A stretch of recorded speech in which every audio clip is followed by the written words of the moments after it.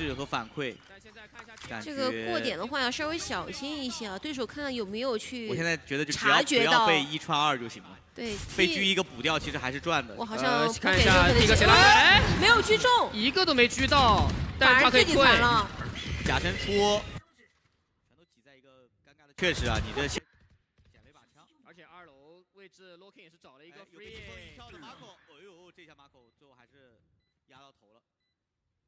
但这个回防确实已经没什么机会。第2X 应该更多的是以下枪为主，暗眼直接推到了，但是TIम्रो敏出来之后，他需要去搜的点有点多。马口30滴血 pick 出来，头皮位想去尝试，直接被穿了。把宝压在民居身上，尤其是 Asen 使用的民居身上，还是有一些风险。是，关键架的有点久了，就 Asen 架的久之后吧，就不知道大家打游戏有没有这种感觉，就架的久，然后你会走神。就他这个明显感觉到第1枪位就有点走神。我有话说，一个顶级的狙击手，你得保持时刻的专注啊，所以我就不是嘛。所以有一些职业选手他会一直晃嘛，来提高自己的这个专注度，点自己一下。对。还起，再来，自信，再来，让我想到了以前2X 的一名选手啊，把子，对，而且是猛吸队友的。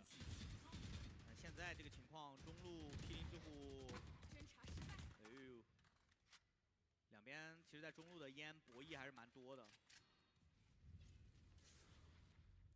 现在 T 也不太好去抢到这个中啊，因为中确实，在有双控场的情况下，它可以不停的续烟。对，正好幽影的烟能可以补上蝰蛇赵云的空窗期嘛？哎，对。但还是这个问题，架小凤。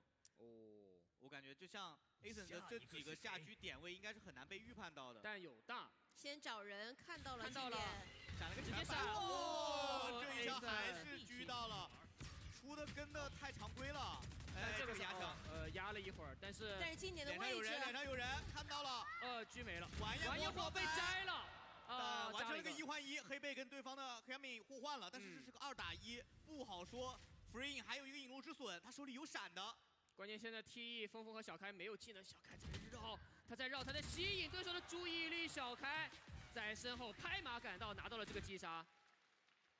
好拍，确实在这个过程当中，正面就是在拖时间。对，第一时间对枪没有阵亡，那绕后的队友就会有非常不错的表现啊。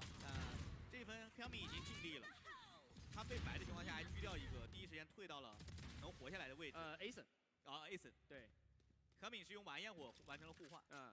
那这一分过后，因为连续起了2把民居啊，这第2X 直接进入到了一个经济比较窘迫的状态。是，只有2把狂徒混起了。叫暂停了。暂停直接拍了。就是这2回合，他们把宝全压在了 Asen 的狙上，然后没想到成为突破口了。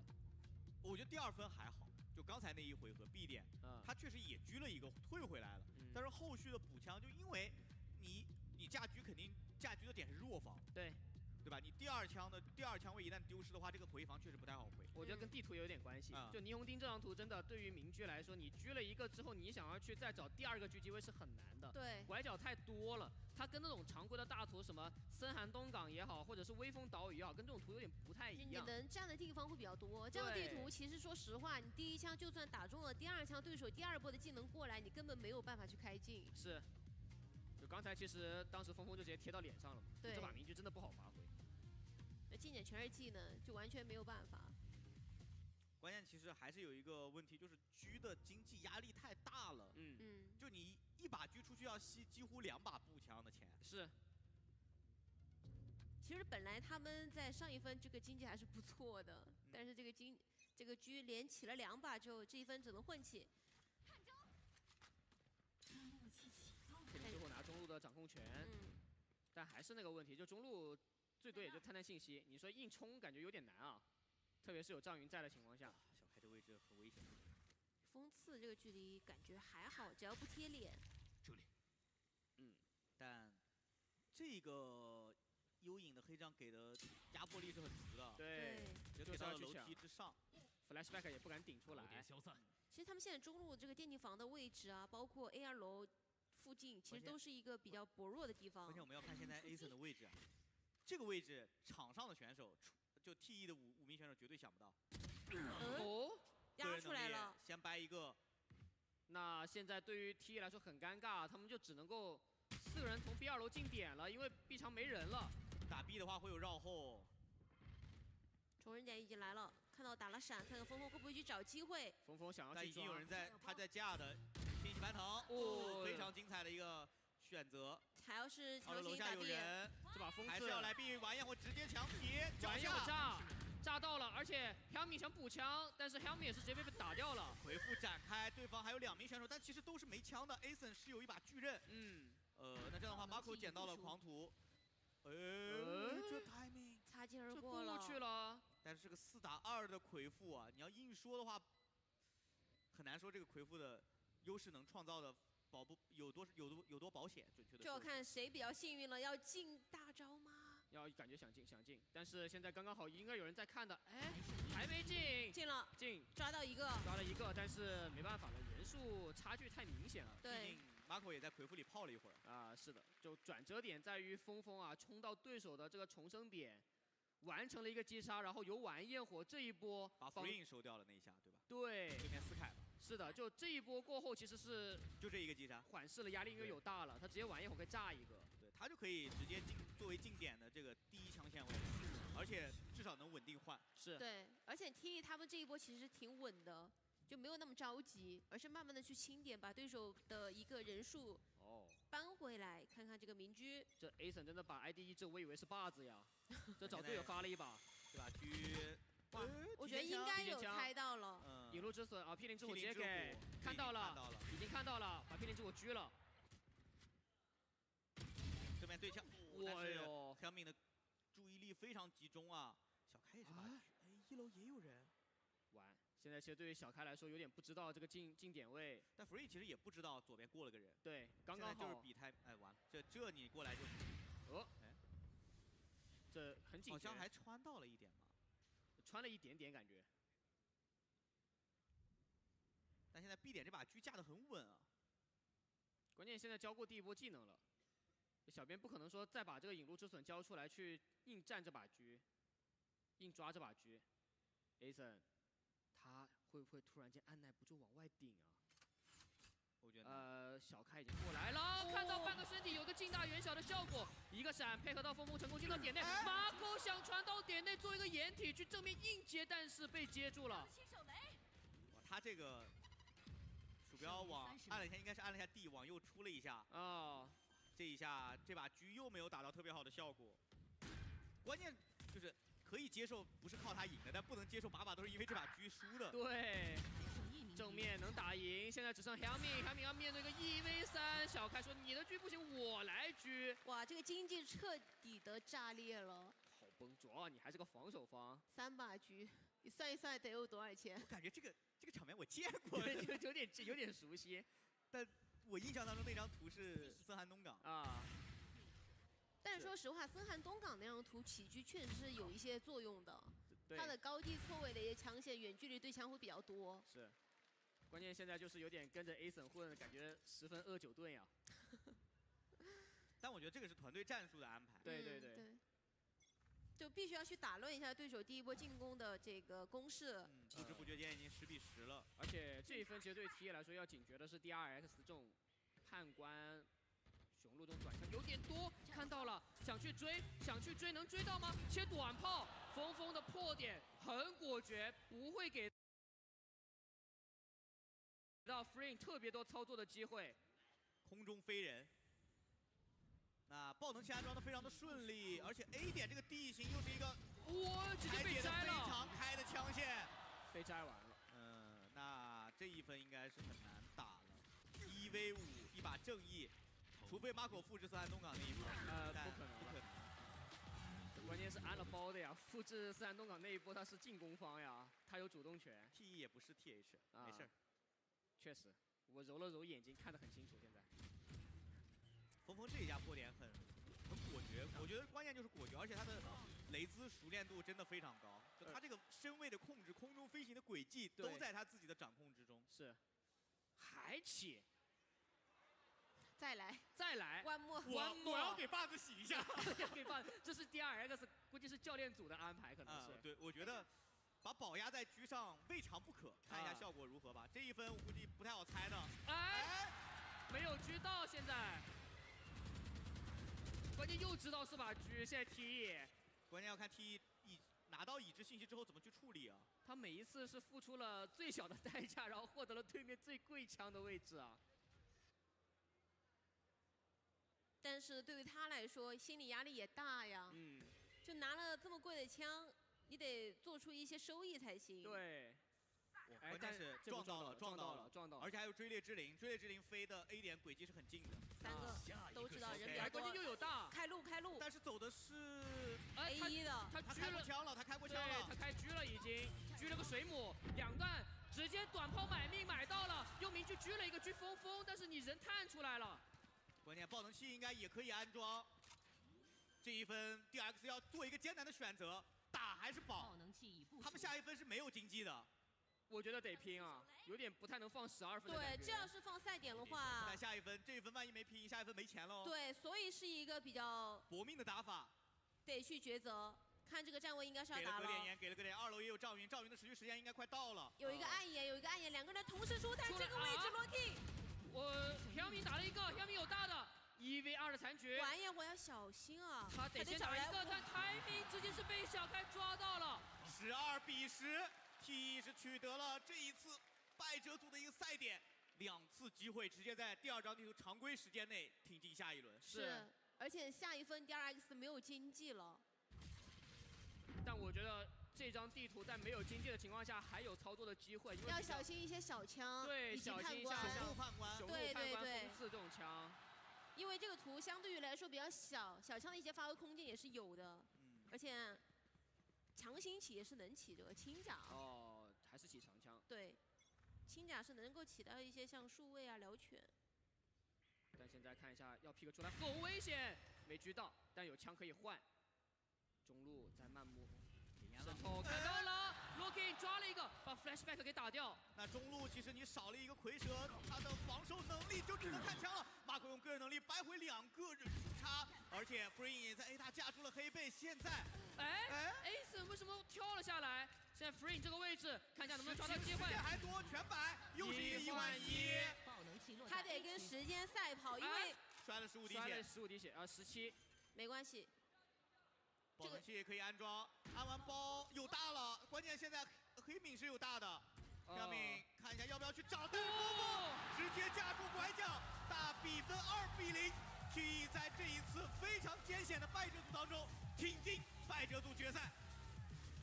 我对 T 来说，在昨天面对的挫折没有困住他们，在今天他们面对一个新的对手，他们做了非常好的调整，他们没有给到 TRX 特别多的机会，直接2张地图2比0拿下。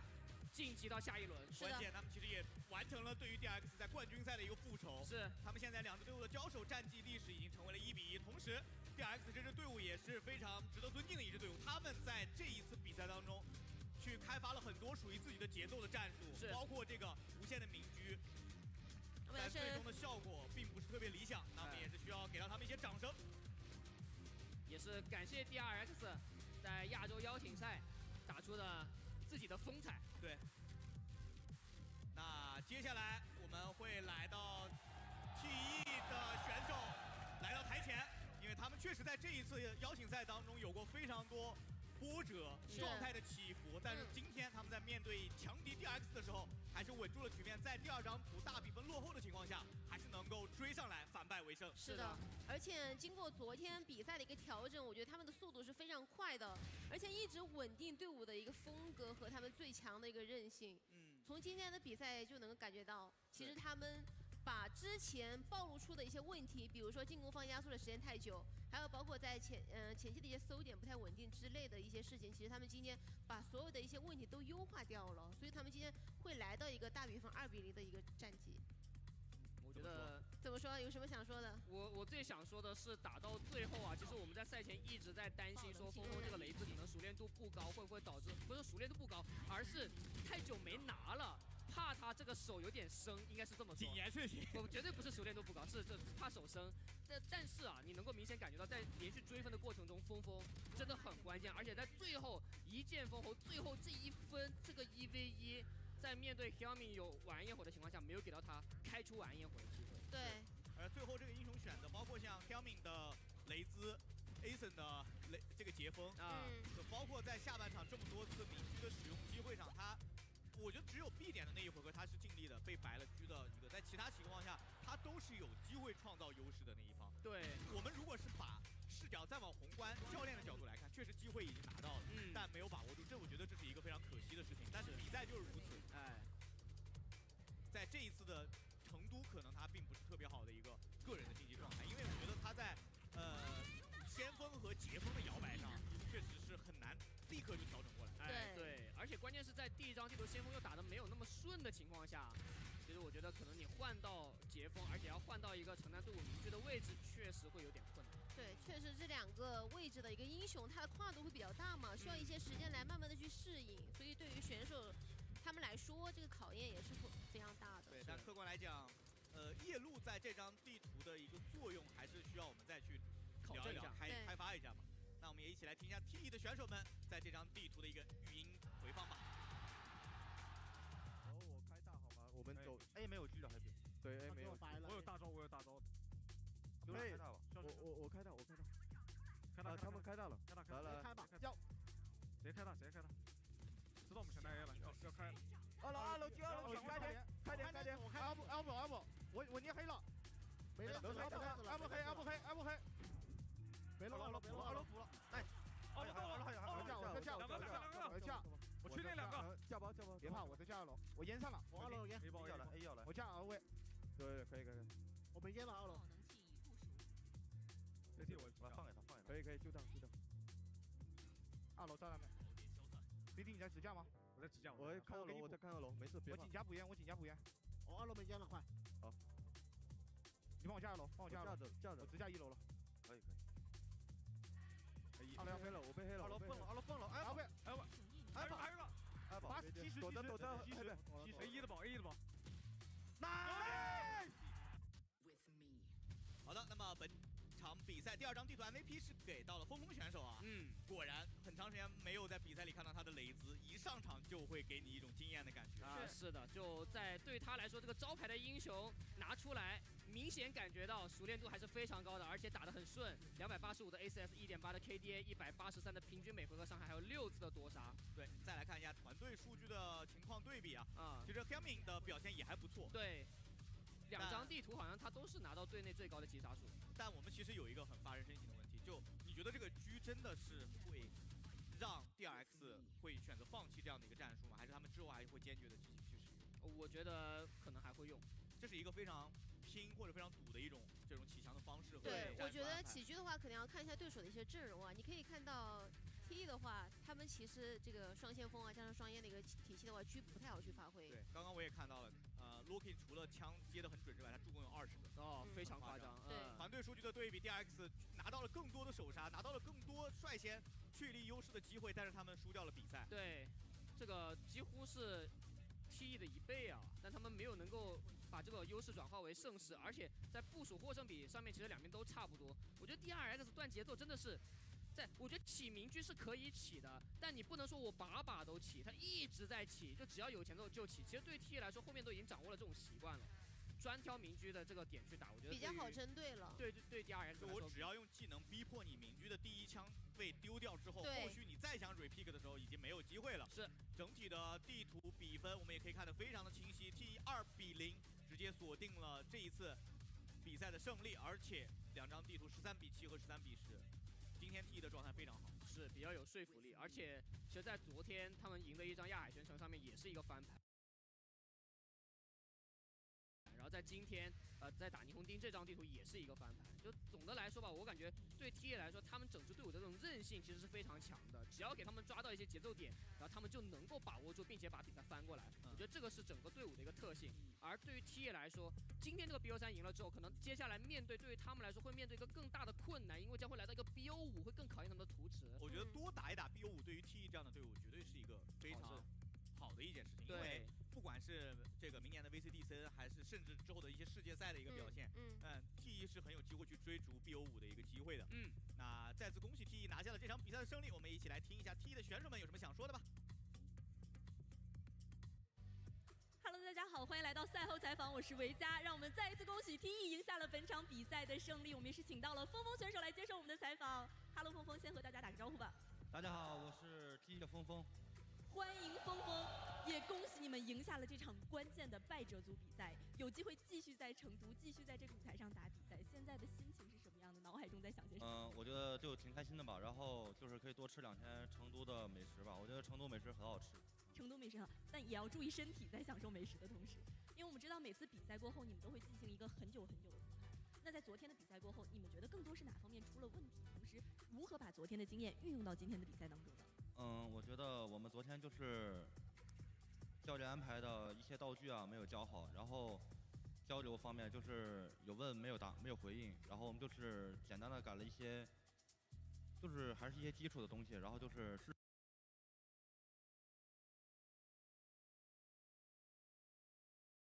Get the kill. They will. They will indeed. Don't think you feel too bad about that if you're King Jungles. Like, that was a 3-hero kill on you with RP just for the Ench. Return, you're gonna find a kill of your own. It's Panto, that's a Finger of Death kill. And Noah pushing really aggressively forward by himself across this river area. There isn't anybody else from Heroic to punish him, though. Huskar's busy keeping the jungle. This is a very different build than what we saw from Laurel yesterday on the Sniper, right? He's rushing Mjolnir. Yeah. I don't think Laurel was taking this approach at all. I don't even know if he bought Mjolnir in any of the games. I think he just had a casual Maelstrom and never upgraded it, but I could be wrong. Still, this is, I would say, the way higher DPS route you can take on Sniper. Attack speed on this hero is crazy because you have innate damage from headshot, and you're also getting Empower. So, I really, really like this choice here. In one of the games he did have it. He did have Mjolnir. He bought it very late, right? That was a 36-minute Mjolnir. This one is 15 on no one. Yeah, this might be the fastest Sniper Mjolnir of the past. Which is interesting because I would think that Hurricane Pike is pretty necessary here. Like, you're going to have a Blink Dagger Dragon Knight, you're going to have this Huskar jumping on you, Timbersaw's going to be chasing you down. Like, I think you would want that re-distance approach from the Hurricane Pike. I'm assuming he'll still buy it. Yeah, for sure. It's just, you know, like, as you're talking about with Laurel. Like, Laurel with KB. Okay, stand your ground. There is a way on Sniper now, since the change to take aim, that you're a lot tankier, that you can potentially just play it this way and be like, I'm just going to take aim, stand still, and deliver. Yeah, if you get that the levels. Armor. But then if he wants to take that approach, I want to see him skill that over stats, though. And then I'm not sure he's going to. Yeah, this fun duo. Enchantress, who can tank Roshan near infinitely, and Huskar, who pumps out the damage, but... Finish the job, though. This is a really awkward time now. Well, but this is the fight you were looking for, right? You said, get the Crimson Guard, take objectives. If you don't, I'm not happy with it. Well, they smoke up, 5-man move, a big team fight, maybe catch on Drow Ranger first. Chrysalis, they're going to jump up underneath the tower, and the team, they're coming in from behind, but it's going to be too late. Their carry is already dead. This has put them in an awkward position. They've killed King Jungles, now they use the RP on the Huskar. Huskar in trouble and down. Okay, they get 2 kills off of it, but no one gets bursted down by Divine Llama. It is still PARIV on the losing side of this engagement, as they're going to get run down. How many heroes are going to be able to get out of this?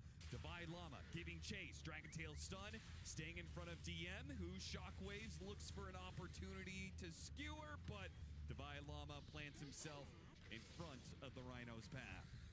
Yeah, what a great play from Heroic to recognize that they shouldn't finish the Roche there and instead look for the play and find the perfect target in the Drow. You still saw some clear promise out of PARIV in just how much damage they actually get to do when they can stand and deliver, but without the Drow, they were missing the last piece of the puzzle. Still, you saw there the damage on Muerta. We haven't really talked about her output so much yet, but she got to fire only a couple of shots, and that still was enough to make it... Not gonna say it's a minor loss, but it's passable, right? When your Drow is the one getting open on like this is maybe the best result you can hope for. It's a 3-for-2 exchange. And it gives confidence for Heroic on the second go to be able to take the Roshan. Yeah. So, Yeah, that sniper died so quickly. And I don't think that anybody can stop Divide Llama's Timbersaw right now. Like, I think they just straight up do not have the damage, most likely, to deal with him. So, until that BKB is up for no one, I almost feel like they should dodge fights.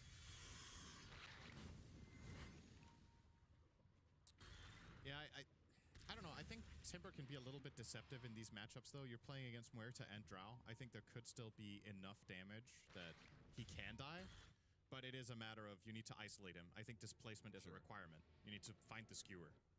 But yeah, he's 8-0-1 on Divide, just having a really standout game here, owning it up. It's kind of crazy to look at it that he's 8-0 and no one has the same net worth on the sniper. He's just like really pulling his weight from that mid position. Now, will Heroic use this Aegis is the question. They've secured it, but it still doesn't feel that easy to just be like, all right, we're going to go and immediately push a tower. Because this hero on your screens right now is a major problem for Huskar, in my opinion, in all stages of the game. Yeah. Because you're going to always threaten him with the Blink Skewer. You have the BKB piercing lockdown for when he gets low and wants to try to turn the fight around with toggles or whatever. It's never going to be easy. I do think that whenever you get this early Roshan, I think the play where you smoke to the enemy offlane, try and get some sort of pick, take their tier 1, take their tier 2, take their Tormentor, take their Wisdom Rune. It's like such a concentrated objectives in this one little part of the map that I would like to see Heroic make that kind of move. I think they're strong enough for it. I think the Aegis enables them quite a bit. No, as you said. Oh no! Oh, got him, XD. Oh my god, that is funny. Is one of the sickest routings I have ever seen in a Dota game. Well played, King Jungles. Told you, man, Enchantress. That's his jam. Imagine that's the last thing you see before you die is you're at a bridge and there's a pine cone and you can't cross the bridge and that's your last thing. Oh dear. Giant pine cone. Yep. Well, you get your wish. They're going to push down another tower and look for that 21-minute Wisdom Rune plus Tormentor steal potentially. And it genuinely looks like Parvision are just going to let them. So Unless. See the replay here. In case you guys missed the pine cone that was taking up half the screen. No, he tipped him before he even got to that position. He knew he had him. That's fun. Hit him with the XD.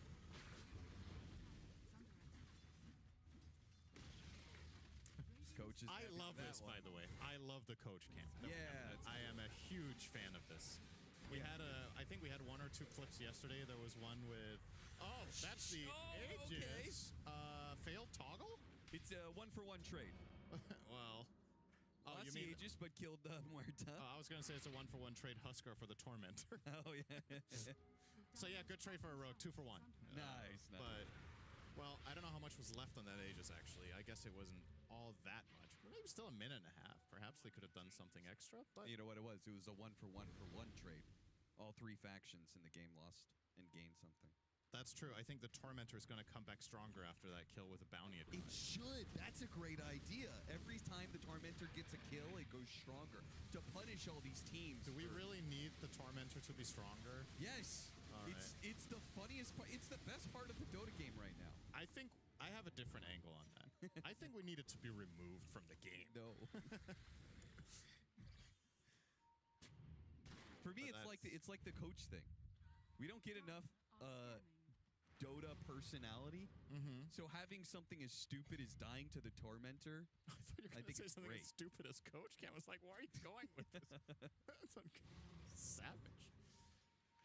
You know, Dota players are all robots like you. So okay, thank you, coach.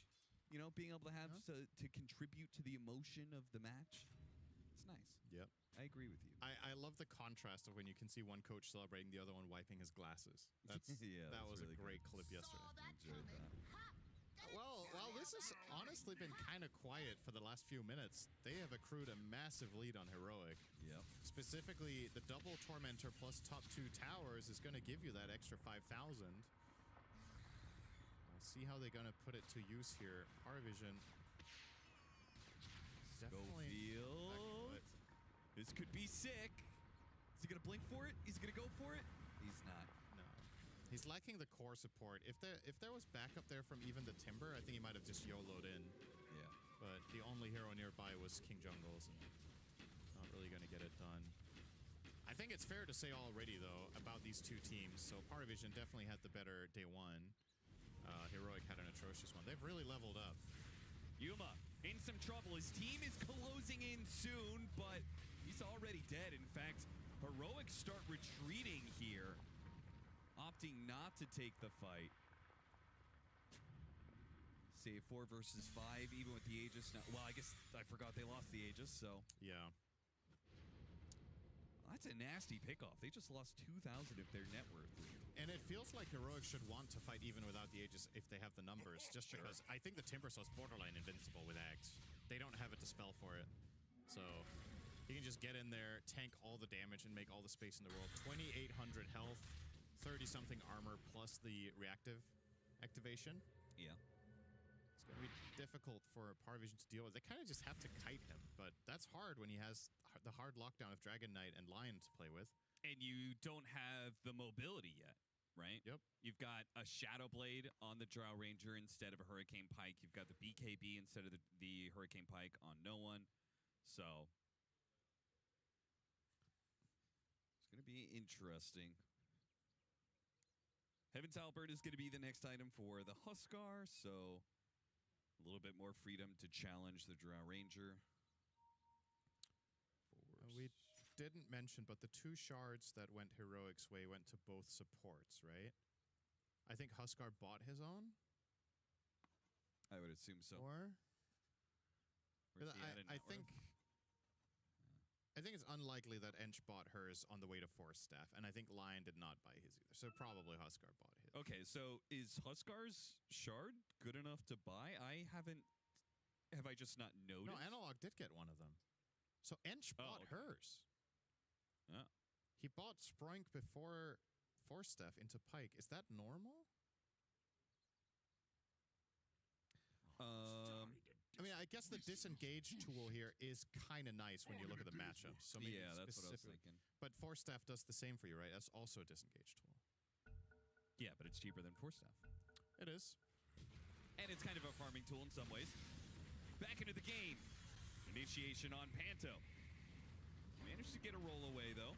Oh, and Divine Llama misses his Timber Chain. The tree was cut that he was aiming for.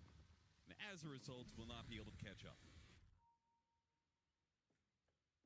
But we'll be able to catch up, Cinderin, as we've got another pause. So how you been? Yeah, no one's got a... Oh, this time he's DCing. He's had enough. Third pause is the charm. I'm out. I hope he'll come back. Wouldn't want a repeat of any of yesterday's shenanigans. Man, we really dodged a bullet on that one. Don't say it. That was the... I was talking to Owen about this in the green room, that the game that he really blew up on as a caster was a 3-hour, 20-minute game that he cast together with Purge. Yep.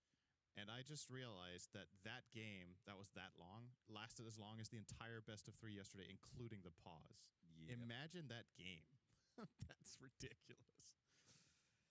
Yeah, Or rather, not as the entire best of 3, as the last game of the best of 3. Because that was 1 hour, no, it was 75 minutes of play into 1 hour of trying to fix the server, into remaking and then playing the game again. So that was like 3 hours, right?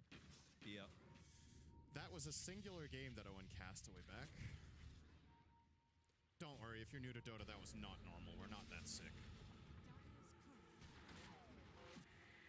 We did have... I really like Tier 5 neutral items because it does kind of break some of that late game stalemate that can occur at times. Nice BKB here from DM. He has to get out of there. Because I do feel like it was more common for... Come on! You can't set me up like that. You have to tell me how many votes it is. Yeah, you need to put at least 1% on A to represent If it's 2 people voting no and 0 voting yes, I don't mind. If this is like 50 to 0, I hate this community. You guys don't know what's good for yourselves. Well, that's definitely true.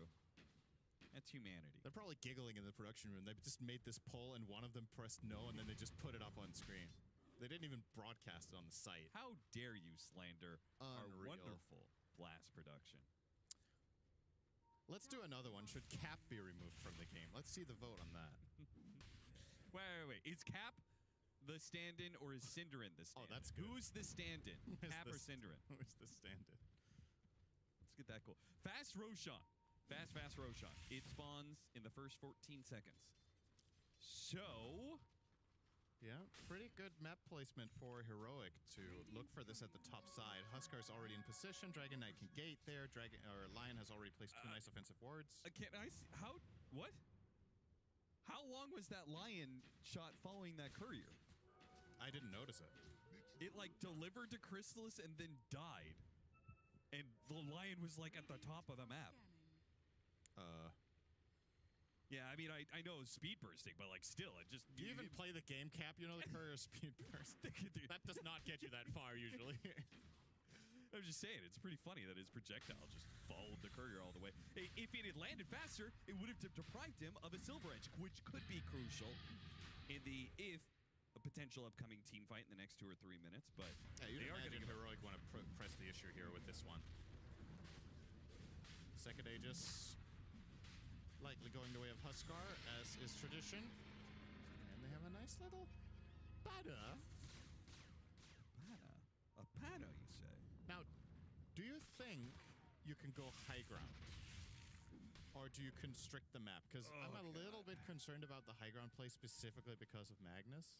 But you do have some nice tools to cover your Huskar. If Huskar starts hitting the tower, you're going to have Lion stand behind spamming Hex on the ground against Mag. And you do have the Dragon Tail, but Mag can obviously BKB prior to Blink skewering. I like to think of it this way. Oh, here it is. There it is! Oh, there it is. All right, this is just flat out. This is just not real. Like, it means there's 2 people voting. I want proof. I think this is a scam. Vote now, everybody. We'll get an update on it in a few minutes. I like to think about this situation as, do I think that my win percent is going down if the game goes later? Right. And I don't think it goes, like, breaking high ground becomes harder and harder over time, but I don't necessarily think that their chances to win the game are going down. You know what I mean? Yeah, see, dude, who's following for so far? Yeah, it's speed burst, Cap. Get with the time. You just think it's cool, man. I feel like Heroic's chances of winning will go down. We've seen many late game Magnuses just win games, right? And, yeah. And it's Mag with Sniper and Drow, who are massive long range artillery. And I know I made a similar case yesterday for the Sniper versus Huskar matchup late game, but I think the Drow really changes that dynamic a lot. Sure. Sniper might not himself be able to assassinate the Huskar, but with the Drow in the back, you're definitely getting through him. When do you think it starts going down? Because I think they're okay to control the map for this Roshan, take the next Roshan, and that one with that big, right, if they build up a net worth lead, and then they grow that even more, and then they get the third Roshan for a free Aghanim Scepter, right, then I think that at that point you have reached your peak, and you want to close out the game there. I would like to see the third Roshan. Oh, spots 9 class. Quick pick off of his smoke, perhaps? Now the chase. Dubai Llama on the front lines, blinking himself forward. DM pops his BKB. That's the second time he has BKB TP'd out of a situation. The Nightfall. The Nightfall. Never forget. Yeah, considering that Magnus bought Ags, I think that kind of tells a story, right? It's a multi-purpose item. It gives you the mana pool to get Refresher, but it also protects you in this point of the game of that threat of getting high grounded against, because it's more likely that you find a good pick with this against Lion.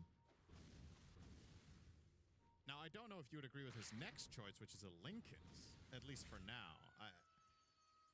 I don't see a reason to not go Refresh here. Because if you're worried about getting Dragon-tailed or Lion Hexed, you BKB prior to blinking in and going for your fishing. And if you find anything, you have Skewer into RP, into Refresh, into everything over again. So I don't really know if the Lincolns really offers that much. Maybe he's worried about a Huskar Ags at some point. Yeah, I think that's what I think it is. It's actually not even in his quick buy currently. He obviously doesn't know this on DM. Yeah, we had third or fourth item, Ags, last time for Analog on Huskar, but this time around he's opting for AC, which could, I think that points more towards breaking high ground, right? Yeah, they need the plus armor against Drow. And Sniper, I guess. Or what I say, plus armor against Drow. Yeah. Well, they need armor. Against the Radiant lineup in general. I guess the 9 class is kind of useless against, but still. Yeah, who cares? He's poor. 7,000 net worth. Below both the Enchantress and, damn, 10,000 net worth on the Lion? The cores are not that far behind on PARIV. No. So they are allocating what they have a little bit less of a map, and they're allocating all those resources to the cores, and as a result, they are keeping up with their counterports, but it does mean the supports are falling quite far behind. Yes. Also comes with the asterisk of the 2 shards, right? Yes. I guess Ench bought her own, so you can take 1,400 off of Huskars and 1,400 off of Lions, and then you have the map outside of Tormentors what they gained over the opposition. Right. What do you think the win expectancy is? I think it is pretty close to 50-50. That's not that common with a 9K lead minute at 30. Yeah. But I was thinking the same thing, and Gabe thinks it too. Okay. So this is currently a 44-56 game according to the graph. Now, these are obviously not always going to be... They are sometimes misleading in Pro Dota. Ranabatos, TP's coming in onto the tier 2. Doesn't have BKB, so he's just cooked. Dead. Uh-oh. And looking for more. Panto moves forward. Oh, there's the Horn Toss. Skewer back onto Divine Llama. Timbersaw, they all in for him, and they do manage to kill him. A buyback coming in. Oh, boy. PARIV, they got to get out of here now with a Huskar buying back like this one. DM, a Rainbow Assault that brings him down to his knees. Schofield, oh, Jesus, no one has some damage. He's got an amp damage rune. That's why he's doing so much right now. Analog is in danger of a dieback potentially, but no, the turnaround, they do quickly kill. Not quite, the Earth Spirit, not dead yet. The Huskar in trouble. Huskar's going down. That is a dieback for him. Trouble, but Chrysalis, oh man, this Enchantress is just tearing it up. Screw the cores. King Jungles is carrying this fight now. Yuma, he doesn't have the mana. Oh, no stun available to stop the final member of PARIV from getting away. That looked like it was just going to be PARIV completely swinging the game around, and it's still a good fight for them. They do force out the buyback on the Huskar, and killing him twice over is huge, and yeah, look at those damage numbers. Sniper, no one was just standing and delivering the whole time. And between Ench and Dragon Knight, that's like 90% of the damage that the Dire did. Yeah, the Huskar in 2 lives did nothing. Huskar did nothing, and the Timbersaw didn't get to play. You're going to see the replay here of this nice catch from DM. Gets the Horn Toss, BKB usage into Skewer. He holds his RP for a bit, hoping to get a better catch than just the one, but will settle. And Devi does have buyback here, by the way. He's choosing not to use it. The Huskar was enough. Yeah, I mean, I guess that's a really good read. The fact that he knew they could win the fight without him, but it's a risky move. I mean, imagine they get a dieback on the Huskar and lose like Yuma in this situation. Then you just be looking at Divine Llama going, brother, why? But fortunately, King Jungles comes up clutch for them and makes it so PARIV still gonna win, but a much smaller one. There's the data list for the Dragon Knight. What about the BKBs, though? Because that seems maybe it's necessary for some of these heroes. I mean, you got an Aghanim Scepter on Timbersaw and didn't get to use it. Look at Analog's build. He's going Ghost Scepter now. He just gave up on AC for the time being and needs some cheaper way of protecting himself from these problems. Now that he threw probably lost, how much gold do you think he lost there? Like 1,500 maybe on that fight? I mean, buying back. Add more for just, being gone for like 90 seconds, not being able to farm. That's true. So let's say 2K, right? Yeah. So as a ballpark. so that then he would have been close to the AC, and now instead he's so far off that he's just gonna concede and go for a Ghost Scepter as a protective item against the Sniper and Drow. Do you think he's making a mistake not buying BKB this game? Like, I don't know. It's a tricky game to itemize for Huskar, I think. Or Blink. Yeah. I think there is something to be said for accepting the fact that you're going to die in every single one of these fights, but at least, get some damage done, you know? Yeah. Be able to get on top of the hero and force them to respond to you. PARIV might just get the third Roshan of the game while it's Heroic pushing up the high ground a bit.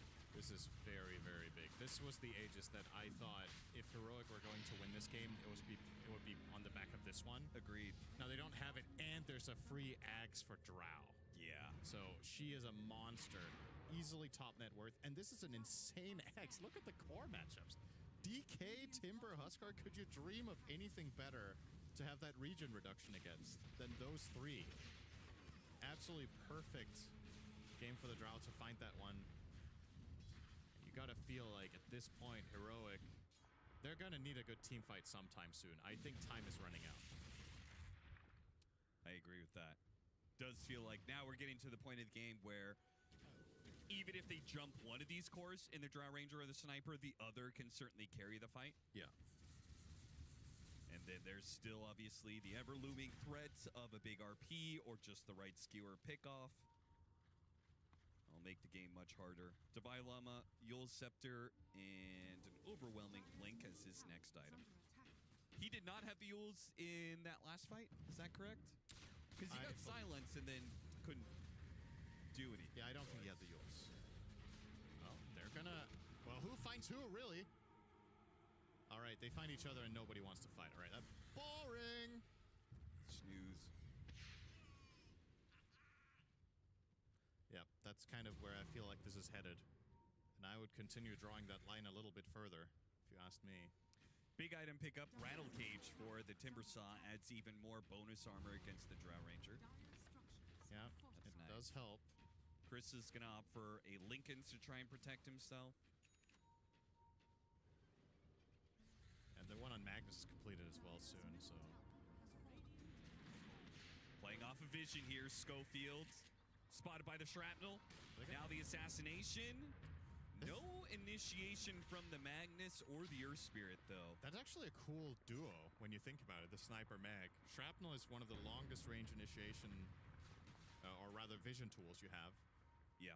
It's a similar logic of why Clockwork and Mag can be really cool together. You just need to see something so Mag can blink in with confidence. And even if a Shrapnel is just going to clip the lion, and usually it wouldn't matter, and all of a sudden you're going to be paranoid about that Magnus play. So Heroic not finding the opportunity to take a team fight around the vision that they have. But it seems like they are willing to take a fight despite the Aegis being on the Drow Ranger. At the very least, you got to play the map right. You can't just let PARIV control everything. You got to get something done. But now, this is looking an awful lot like potential just flat out go high ground and force them back situation with Huskar showing bottom. Wait, ever? That's crazy. 2 Huskars that purchased a Ghost Scepter in a LAN match. MP from MVP Phoenix and Attune from the Old Unknown. And it didn't say whether Attune won. I think, was that the... All right, that's a skewering fish. That's normal. They both lost, or we're told, so let's see if that can be an 0-3. Oh my god, the damage. Oh, coming in from behind, Divine Llama gets an early BKB out of no one. Meanwhile, the Drow Ranger is hexed up. Remember, he's got that extra life, though. Okay, that's an RP on a BKB Timber Saw, not what PARIV wants to work with here. Meanwhile, KJ is looking to cut the creep waves. He's already got a neutral creep sitting there in the mid lane. He's going to TP away with the gem. Successfully getting out and successfully maybe stalling out this Aegis timer. It's only got 1 minute 15 left. That was one of the RPs ever, I have to say. That was... It was an RP. Hey, it hit a hero. And the thing is, they very clearly disengaged after. They were like, all right, this is not good. You know, and as much as it can be, you know, when you mess up, a really strong quality to have as a team is instantly recognizing that something is bad instead of brute forcing because you're like, oh, we used this big cooldown, we have to go. Yeah. just calling that play off immediately there is, I think, a very healthy sign. And trying to sneak up into the high ground, gets a vision down, go for the horn toss. It is missed. King Jungles reacts quite quickly and does not become victim of PARIVision's smoke play.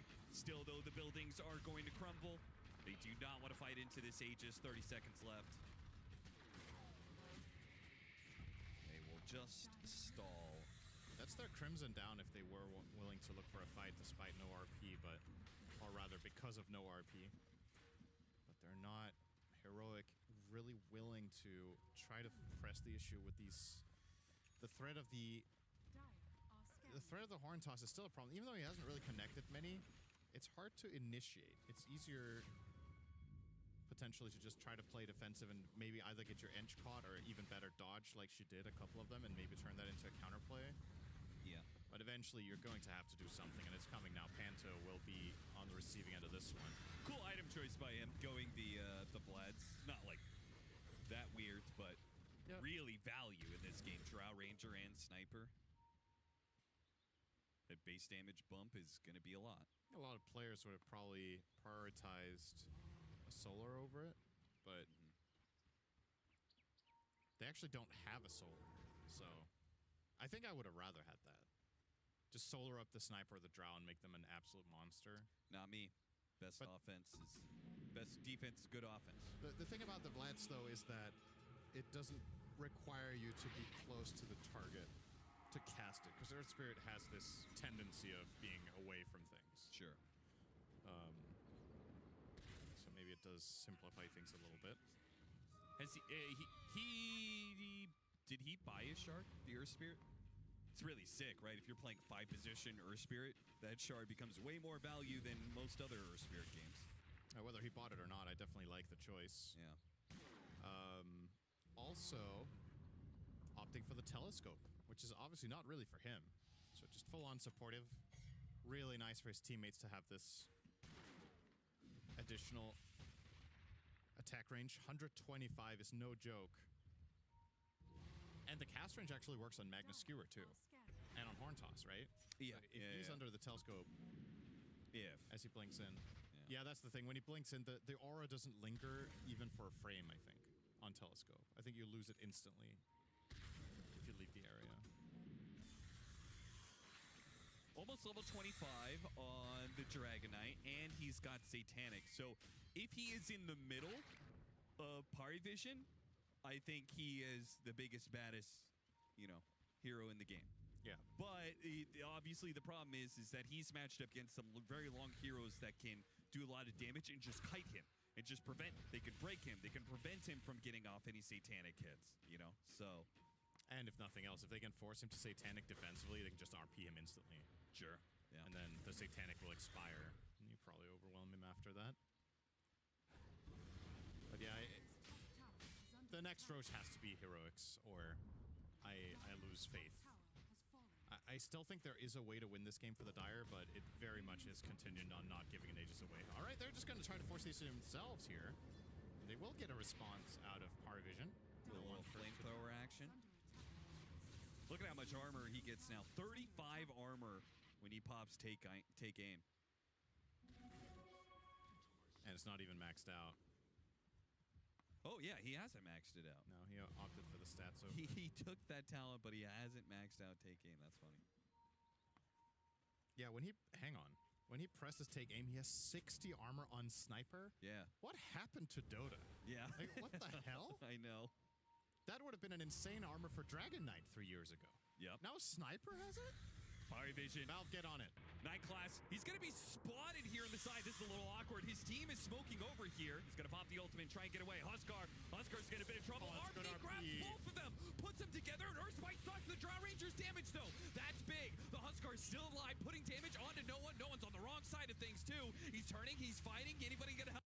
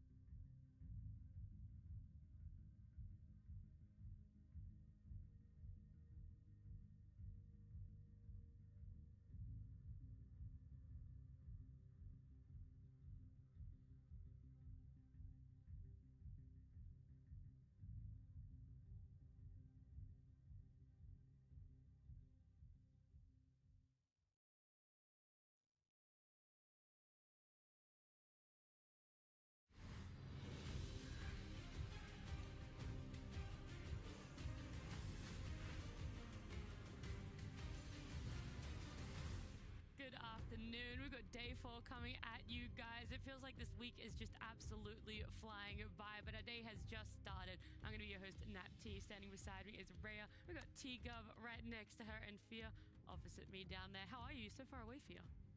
I'm great. Yes, very because you're so far away? But so close right here. Boy T. There we go. See, me and Fia, we didn't really do much together before, but now, this event, every panel, every draft, you know, we've pretty much like Every draft, you've forgotten about the times you've worked with Rhea already. No, like every draft that I've worked with him. I don't mean literally. Oh my god. He was cooking there. You can't just call him out like that. You can't call me out like that. I was having fun, but it doesn't matter either way. Sorry. Yeah, you know, new friendships. I love the fact that he hates he doesn't hate Saberlight, but wow. No. Wait, what? Where did this come from? That's true. I feel like we literally just went from 0 to 100. No. Because reason, right? You finished yesterday with Rhea having a love for Saberlight, and then of course I'm referencing the Timbersaw Acid Spray death, and I thought I'd give a little bit of that, PTSD moment. Yeah, by the way, you did get I just want to say I walked Liquid walked in here, Insania's like, I know what you said. I was like, what do you mean, bro? Hands up. And then he's just flaming me. He says, you said you didn't care about anyone from Liquid. I was like, you weren't meant to see that. I don't know why you're watching the stream instead of preparing for your match today. That was his preparation. He was waiting to hear everything that we said, and that's the preparation they're bringing in today, which it doesn't, I will say, I probably won't bode very well for him. No, that's fair, because everyone online says like, oh, analysts, we don't know what we're talking about. Well, clearly, Insania thinks we're very valuable. That's why he's listening. So. Look, I'm sure he was probably checking out everything that happened yesterday between the teams too, not just what we were saying, because it was a fantastic day with 2 best-of-3s for us. It started off Heroic putting up a great fight, but unfortunately not able to close out the series. They did lose 1-2 to PARIV, and then in our second best-of-3, Gaming Gladiators giving us our first 2-0 up against none other than Falcons, someone that everyone was placing quite high because of their recent tournament results and performances. Yeah, they just didn't have a great tournament overall. They looked a little so-so in the group stage, and then they had an okay start to their bracket, but it just didn't really pull through. Whilst Gaimin seemed like they finally understood how they wanted to execute their strategies with Watson, and I thought they looked pretty damn solid. So I was really impressed with them. In the words of Quinn pre-series, skibbity Fortnite, that's what he said to us. You even did the hand gesture. He did do the hand gesture too. He did the hand, yeah. Hot off the presses, that's for you. Whoa. And you? The press is a little late. He gave it yesterday. He gave it yesterday, and I kept forgetting. I kept forgetting to do it. I don't know. Are we part of this? Do you want to be? No. Okay, well that's great. That's the reason why there's a division. Better content for the viewers at home to watch. We're going to recap of yesterday. Oh, it's actually the bracket. That's my bad. You know, maybe sometimes you just don't know the run of show. It's still us. I thought they were going to throw to it then. I'm hoping production is going to save me at some point. All right, I won't lie to everyone, my in-ear is cutting out. I actually can't hear anything. Bad host, I'll take over from here. So we're going to go straight to the bracket. The gauntlet. Oh, there we go, the gauntlet. Walk us through it then. So you're taking over hosting duties. If you'll see here, we have a lot of matches. Some have already occurred, some have yet to occur. They will be playing Dota 2. They will be best of 3s until the grand finals, which will be a best of 5. If we look at today's schedule, we have Liquid and PARIV coming up right now. The teams are in the room with us. They are scary. They are staring at our backs. I don't want to say anything bad about them. actually isn't even in this group. Okay, that's fine. Gaimin versus Extreme later on. Very hype match. Will Gaimin keep up their dominance over from Falcons to now? Nat, please take over. I'm sweating a little. I don't know why you kept going. There's 2 other people on this panel that would love to talk. Who are these guys? T? If you would like to take over hosting duties now? Yeah, I think a lot of people didn't expect Extreme to get to this position. Coming into it, the major roster changes, Arme, stepping aside, joining other rosters. So I think the fact they are even in a quarterfinal position is a little bit of a shock to the Western audience. They didn't qualify as well, I believe, in ESL Bangkok qualifiers. They lost 3-2 as well. So that's an exciting series later today. Fear, do you have any points about that one? About the Extreme and their current position? Well, so the thing is, that team, of course, they're doing great right now, but they've only had to play, a few games to get here, right? Yeah. So, we'll see how well they can keep this up. To me, this is kind of like a good group stage, but will this group stage translate into potentially having a stable performance out of the best of 1 phase into that best of 3 phase, right? So we'll see if they can keep that up. not entirely sold yet, but they're on a good start. Right, back to you, host, now. I was going to say, this is why I love having fear on the panel. You know, sometimes you got to have someone that brings it down a little bit. You want to build up teams as much as possible, but you got to be realistic as well. You got to make sure that you're factoring into everything that you possibly can, especially recency bias as we take a look at yesterday. Now he goes for Chrysalis. A Sunder save again from TM. Panto is just sucking away the entire time, and he finishes off to buy Llama. It's done. He's going to be the one skewered into the base. No one tries to get the toss back now. Gets it. The illusion will kill the Mars, but he will be the victim of surrounded by two heroes. They keep fighting the heal. He's out healing the damage. They got so outplayed. Wow. Skinner's surviving. He's going to try and hold his ground. Skinner's living throughout it all. Stun on towards the morphing, but Amar's in trouble. Ace finishes him off. Quinn straight away. Amar's found him with the defensive disruption. Comes out from Celery. Same time they made the jump at the burst. Comes out over towards Maori. Quinn gets the spells off. They turn now over towards the Magna. Skinner to fall. It's a beautiful play there from Gaming. They were more than ready for that jump.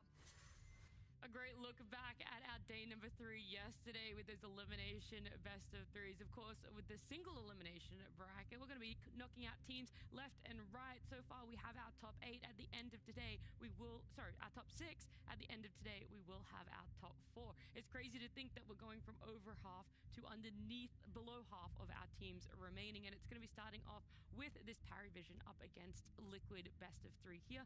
And Liquid Field, we haven't seen them for a couple days now. That is the pro or potentially con of placing so high in your group, is that you get those rest days and that you don't have to play that gauntlet run all the way from round 1.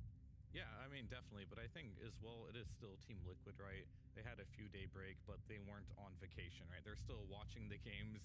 They're still seeing how their meta, their ideas of the game. Because oftentimes when you're a really good team and people are taking some of your ideas, your break days kind of get to validate if your ideas are good or not, because some people are going to try using them, and if they win with them, then you're okay, what we're doing is good, so we're still ahead of the meta, or what we're doing wasn't working, but were they doing it right? Like, you can still take a look at all these minor details, and of course, if they wanted to, they could be scrimming as well, so it's a slight disadvantage in not getting that competitive experience, but this is Team Liquid. They don't need more competitive experience, right? So I think they're pretty comfortable here. Yeah, I mean, coming into the tournament, they're still trying to be the quick team, right? You know, the meta is forcing it to go longer. The tournament average game duration is like high 40s. I can't remember the exact number after yesterday's games, but Liquid, they're still winning games in like high 30s. So they're still trying to be the quick team. They're still trying to do things, but they're also respecting the fact that they can't play as quickly as TI. Of course, with Saberlight, the change hits them, but I think for a best of 3, now they actually get time to develop things. They are, of course, going to be as scary as ever. I actually checked, and PARIV and Liquid have the same average match duration. It's like around 35 minutes. Okay. You know? I will say, I feel like short, this tournament game average is probably high because most of the teams that we've seen played, all the teams that have played the most are Heroic and Falcons, both teams that love to push it into that late game. They love their hour-long games, so there is a little bit of a skewed, guys, I cannot talk, skewed statistic. There we go. Bit of a tongue twister going on there. It's okay. Oh, T, I needed to hear that one. But let's hear from Cap, because he's given us a little bit of a rundown on Team Liquid and how they got here. Is going to run in and kill Gyro. Good force staff to get some distance away from the SF, but Satanic, can he deal with this Mickey who refreshes up BKBs? They kill the Razor, yes, but you're going to get wiped. In Dota, the hardest part isn't getting to the top, it's staying there. For TI champs Team Liquid, the struggle comes with a twist as they incorporate a fresh-faced Saberlight to the veteran squad. You got one kill. Is there enough? It is so split. One by one, the buybacks, the chain feed. Despite a rougher start at Dream League, Liquid have already won one tournament this season and now look to add a LAN to the list. Oh, some valid points. You know, the hardest thing is staying at the top. There's been some tournaments, though, since we did see Liquid up there winning TI13 for themselves. But at the same time, Rhea, the most recent tournament that happened, the online tournament, Liquid won that one as well. Liquid are back. Oh, you ready to just crown that one? Liquid are back, Liquid everyone. are back. They're winning this tournament, everyone. Stay tuned. Yeah, it takes time, right? Every single team that changes players, they talk about how there's the problems of, okay, we got to bring in players playstyle, make it match with ours. We've got to get there. It's happening with everyone. We've seen it with Gaimin. Like, Gaimin looked great yesterday, but they were also struggling before. Liquid, they had a few bumps. Now they seem to be finding their groove. I really like the look of everything that they're doing. I think as well, it's nice to see Saberlight's had quite a large hero pool. Like, it doesn't feel like he's pigeonholed into, like, I have to do this one thing. They are trying to do a lot there. And I will say that large hero pool has had mixed results. I was a little bit worried that coming into this one, they would pigeonhole him into like the Dawn and the Primal and maybe the Timber. I thought that was going to be that little potential for a hero puddle for him, but it doesn't seem that way at all, Team. I mean, that's always going to be the argument with Saberlight versus 33, right? Like the idea that 33 was the foundation for Liquid's creativity, because he would always play like the Visage or the look at him sprinting, you know, he knows he needs to get there. But I feel like the change of player is just, now Saberlight has a bit more creativity to add to offlane rather than consistency. That means someone else in Liquid will either have to become a bit more constant in regards to draft, or, you know, someone has to take a sacrifice, because often 33 was that sacrificial kind of, I play my hero, but I don't care because like my hero pool is perfect. I don't need to play everything. And that's why post TI, there's a lot of growing pains for a lot of teams. So I think until we get to the new year, every tournament that we see is going to be like a, maybe you do well, maybe you don't, but every team's allowed 3 to 4 months of like the growing pains, and Liquid, at least based on previous results, seem to be finding that form a little bit quicker than others. Yeah. Well, we're talking about Saberlight, his hero pool, what we're expecting to see from him, and I actually got to catch up with him just a moment ago. Saberlight, thank you so much for joining me. Should I say Saberlight, El Saberlighto, Saber Chad? Where's the nicknames at these days? It's, I mean, honestly, whatever people feel like. El Saberlighto, I'm slowly turning into El Saberlighto, but also sticking with the classic Saberlight. After I win a few events, then we can change it to Saber Chat. Okay, all right. Well, you know, you've only got one win for you guys over on Liquid. You got to warm up a little bit. But how are you feeling for this tournament? Because 2 days off, no other team has had that time off and then come into play. So has it been beneficial for you, or are you actually a little bit worried about the momentum of PARIV? We'll see. It's a very interesting format for this tournament, because on one hand I feel like it's nice to like play day after day and like keep in the flow of playing. At the same time, I can imagine it's a little bit exhausting. So we'll see. At the same time, I think like the better teams get seeded like further along the bracket, so it's kind of like I don't know if the momentum of like playing every day is better than just like, you know, coming in after 2 days of you know, break, even though we're scrimming. We'll see. We'll play, and hopefully the victor will decide. Would you say that Liquid has been one of the more patient teams that you've joined? Because obviously everyone had expectations for the person you were replacing and the role that you were coming into. Or do you think you actually hit it quicker than more people would have expected? I mean, they're for sure patient. I mean, even after losing the Bad Boom Dacha tournament, no one really like took it badly or, you know, blamed me for it, which is nice. So, I mean, it's a little bit to be expected that when people change rosters, I think, for example, Gaimin have the same issue where they replaced one player, and it takes a little bit to like get things going. And everybody on my team understands that, and it's like very nice for me that there's like not so much pressure. All right, well, Saberlight, thank you so much for joining me. Good luck today, and we'll see if the 2 days pays off or if the momentum is going to win out. Thank you, and bing bong. Bing bong.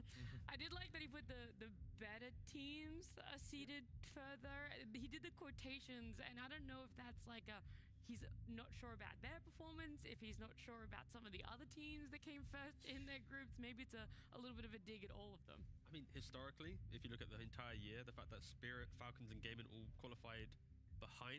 True, right? They were in round 1 and 2 of the single. And Saberlight, he wasn't on Liquid the entire time of the entire year, so for him, he's looking at those teams as being big teams. So from his perspective, I can see it. It's, again, this is the joy of the bracket. You don't know where teams are going to go, really, until after group stage.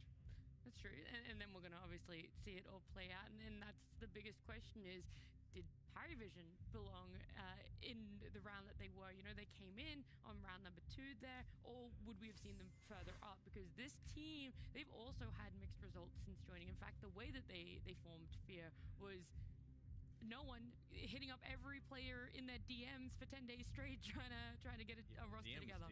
DM as well.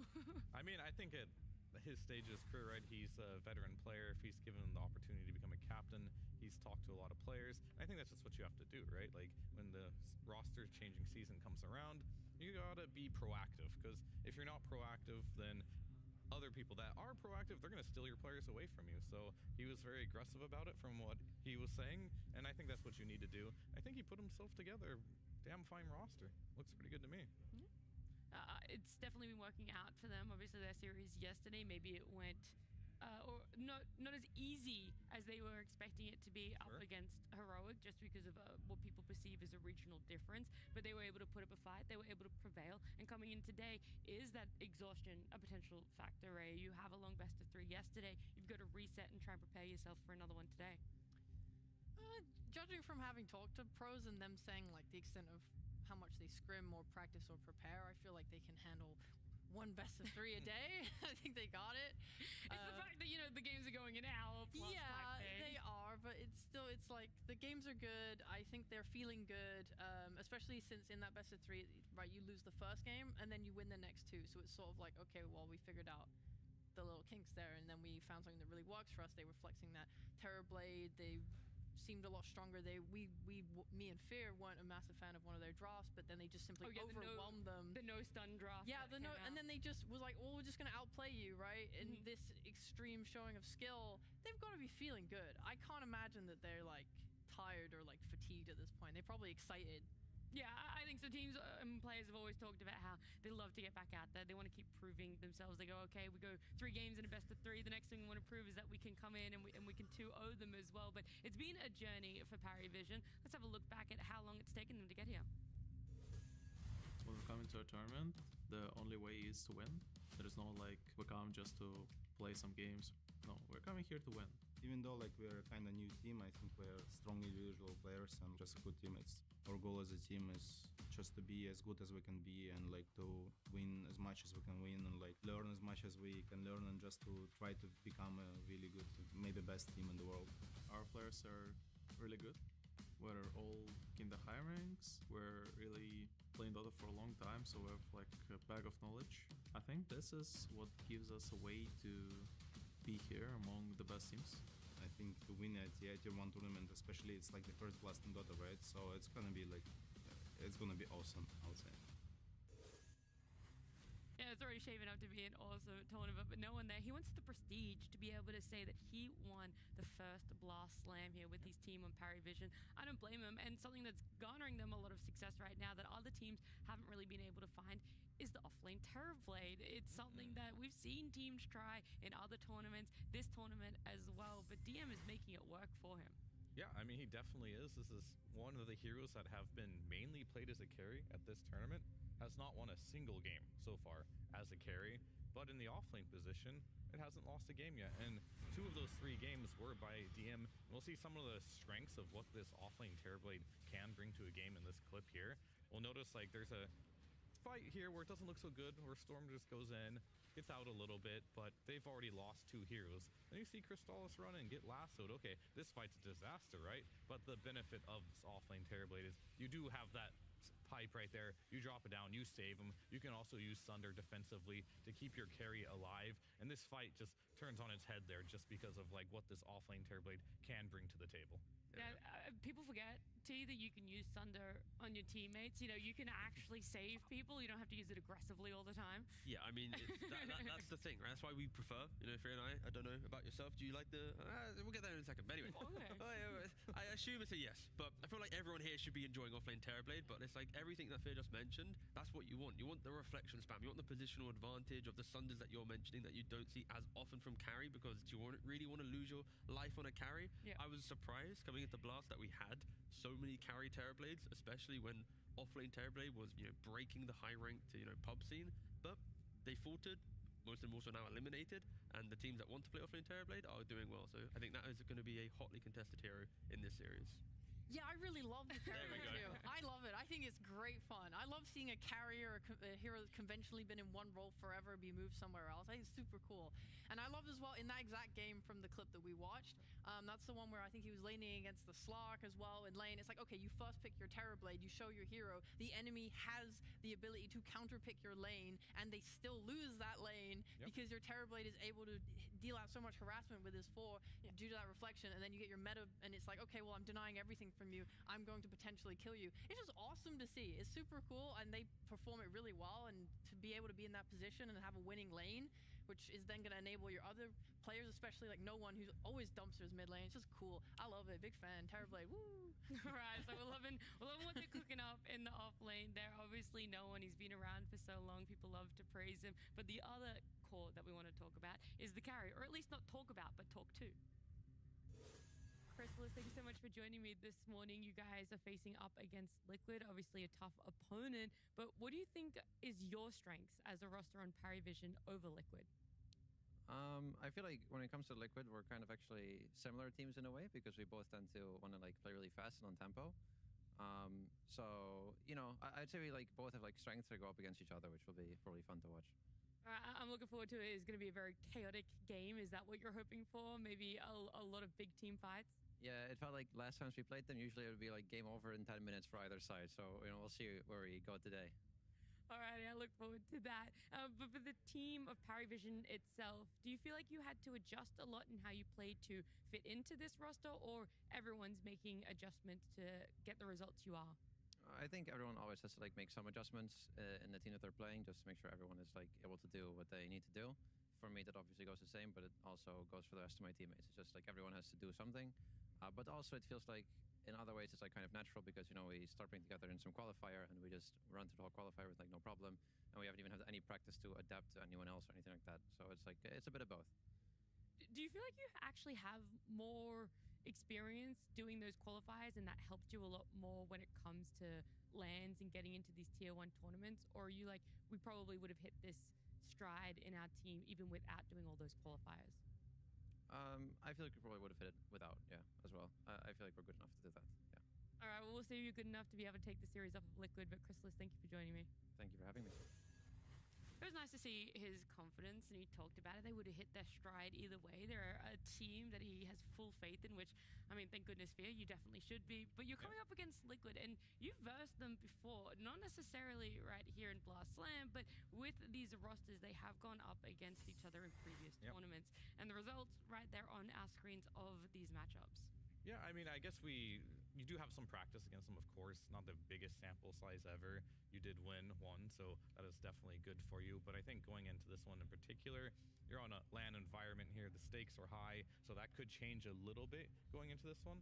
Yeah, I mean, based on the interview as well, like playstyle-wise, post-TI, with the change of Liquid and then kind of dropping down the pecking order a little bit, I think they are very equal teams. They want to be aggressive. They want to break down the map. So until they kind of find their power level, I kind of would look at them relatively equal. Of course, Liquid has a slight edge based on previous results, but it is exciting that we have two teams with kind of the same mindset going into it. I think so far in the bracket, we've had like I only want to play late game, or I want to only play, you know, I feel like this is now going to be two teams that really just want to try and break as much as possible, as early as possible. I feel like we're doing like long form algebra or something like this, factoring in things, the power spike, and one thing that you haven't put in the equation right now, T, is that PARIV do have a stand-in, okay, and it's been pretty big difference when I've talked to Chrysalis about laning with a stand-in compared to No One, where he says, yeah, it's a massive disadvantage for us to not have Ducalis here when it comes to in-game shot calling. And so now I'm like, okay, they've had a little bit more time, they've had a little bit more warm-up. Maybe that deficit isn't as big as what it was for group stage or for yesterday. I think the main thing with the stand-in now is they will be willing to compromise certain things that they wouldn't with their actual roster. Like if Ducalis has his hero pool, you're fine. But when you have a stand-in, in draft, in play, you might go, you know what, you're the stand-in. If you want it, we want to make you comfortable. And it might not be best for the game, but if you want your player to feel good, to then play to the standard of the main roster, you are going to have to compromise somewhere. Yesterday, we saw them compromise in draft to try and make him feel comfortable. Now I think that can't occur. He needs to step up to what the team needs, especially when you're playing up against Liquid. Well, let's keep talking about draft as well, exactly what these teams have been drafting for themselves, what has worked and what hasn't worked for them. Because right now, teams are either going for that late game, are we going to be able to outscale them, or do we want to try and put ourselves on a timer T and go, yeah, we can close this game out in 35, surely, we just snowball. Yeah, I mean, when you compare the teams, I've already mentioned they're relatively similar. I would argue for Liquid, they've only lost a couple games in their 4 or 5 series recently, and I think they've lost to Tundra and PARIV in the same way. And this is actually a PARIV versus Liquid draft that we saw in the 1W series online. And the key thing I want to note here is the idea when you look at PARIV, look at how much like scaling and fight they have, right? They have the Enigma, a Gyro, Morphling, Monkey King. Like when these heroes get past that hurdle of the aggression of the team, they are naturally going to come online. And for Liquid, it's tempo, right? You got Razor and then Invoker, Hoodwink. Like you want to try and break the map. And then we also look towards the Tundra series we saw not today in the group stage.